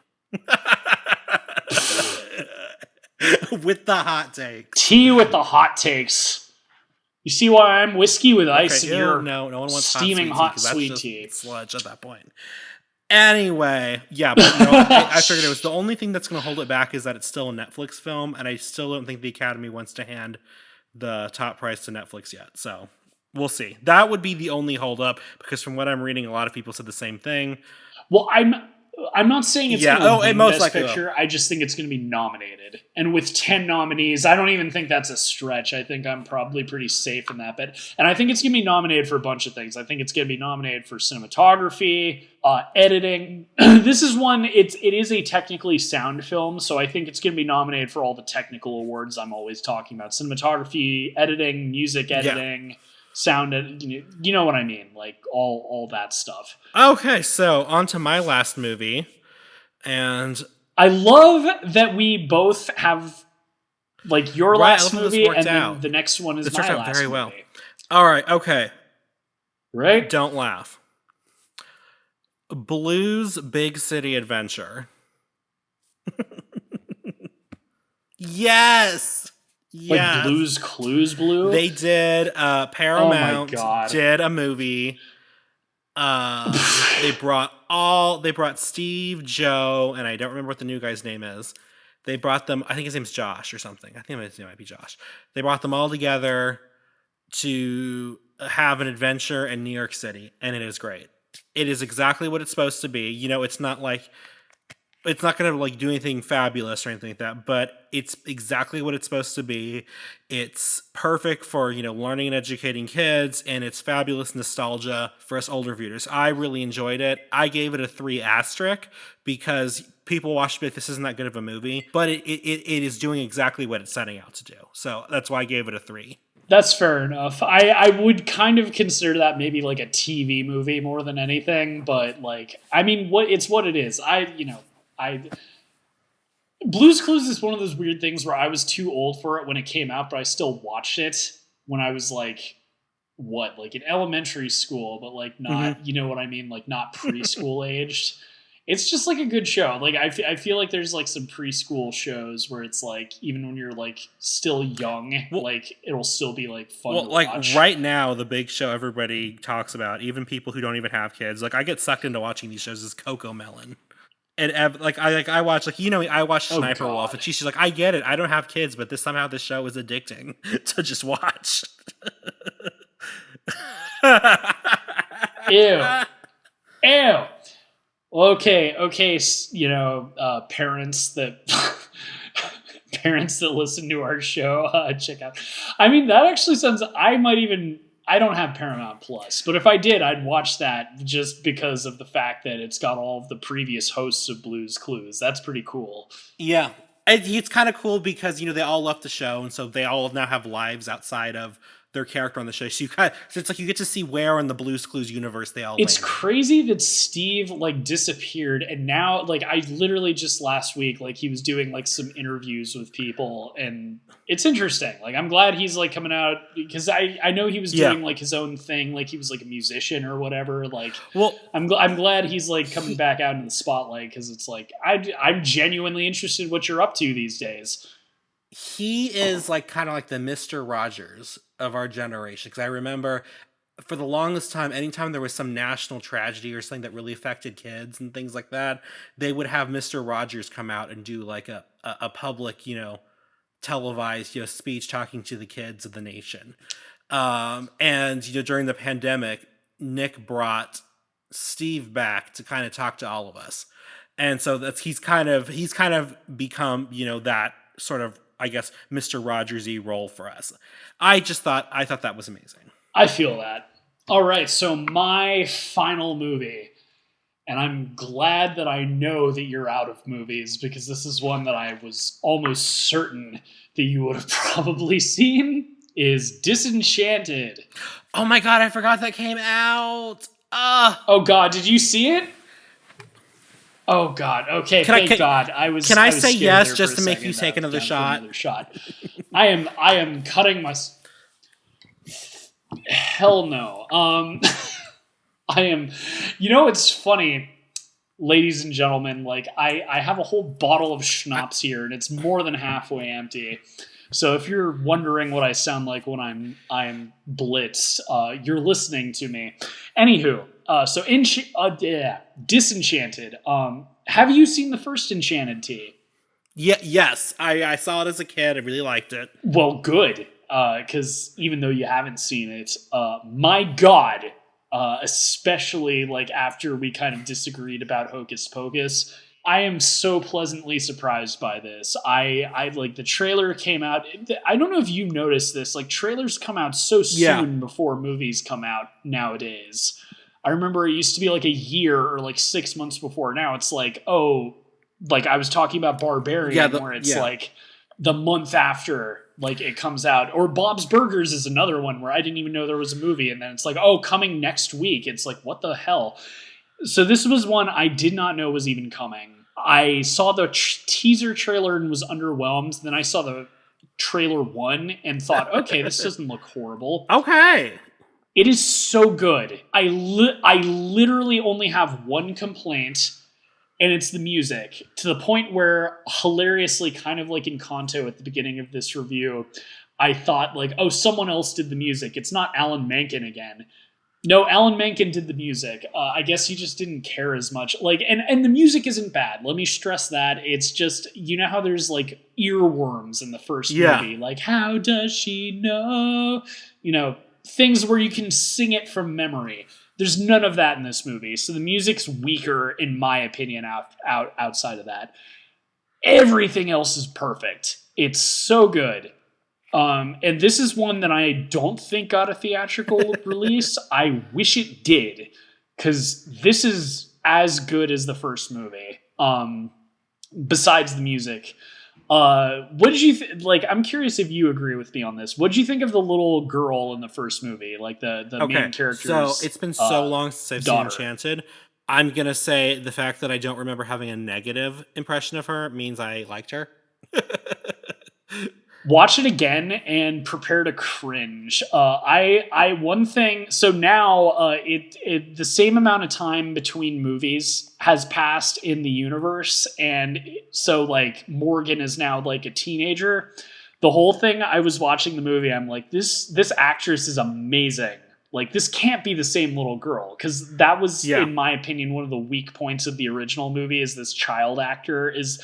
And I'm sorry, I don't mean to be mean, but she wasn't very good. I'm sorry. And part of it is I'm spoiled. Now, like Stranger Things and all these other things with these amazing child actors that have come out, I'm sorry, she's not very good.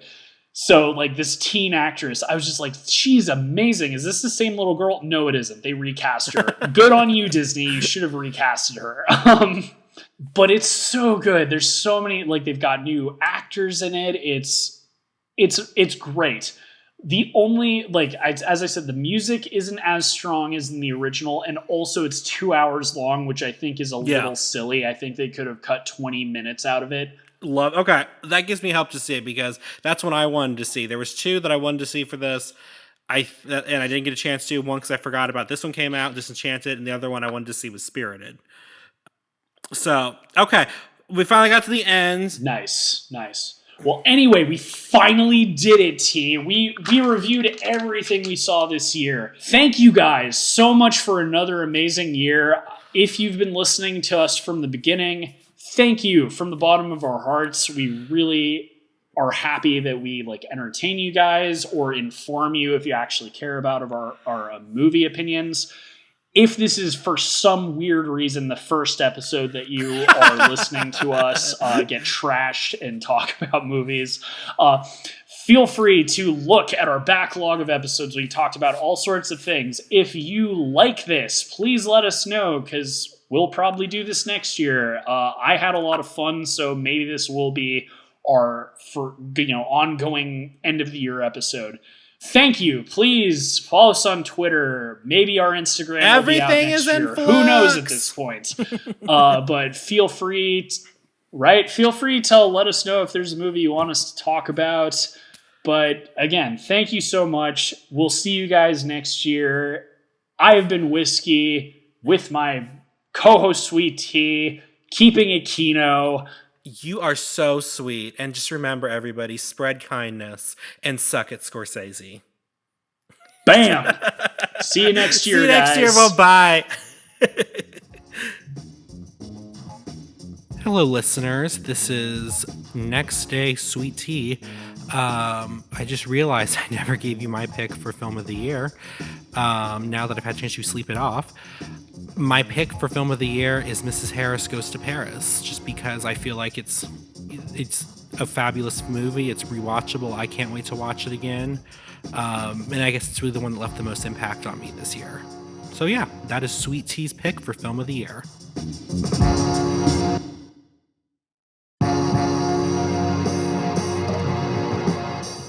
Reels on the Rocks is a production of La Prince Laboratories.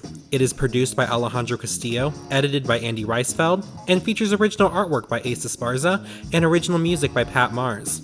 Follow us on Twitter at Reels on the Rocks, and tweet at us with any movies or topics you'd like us to discuss in the future.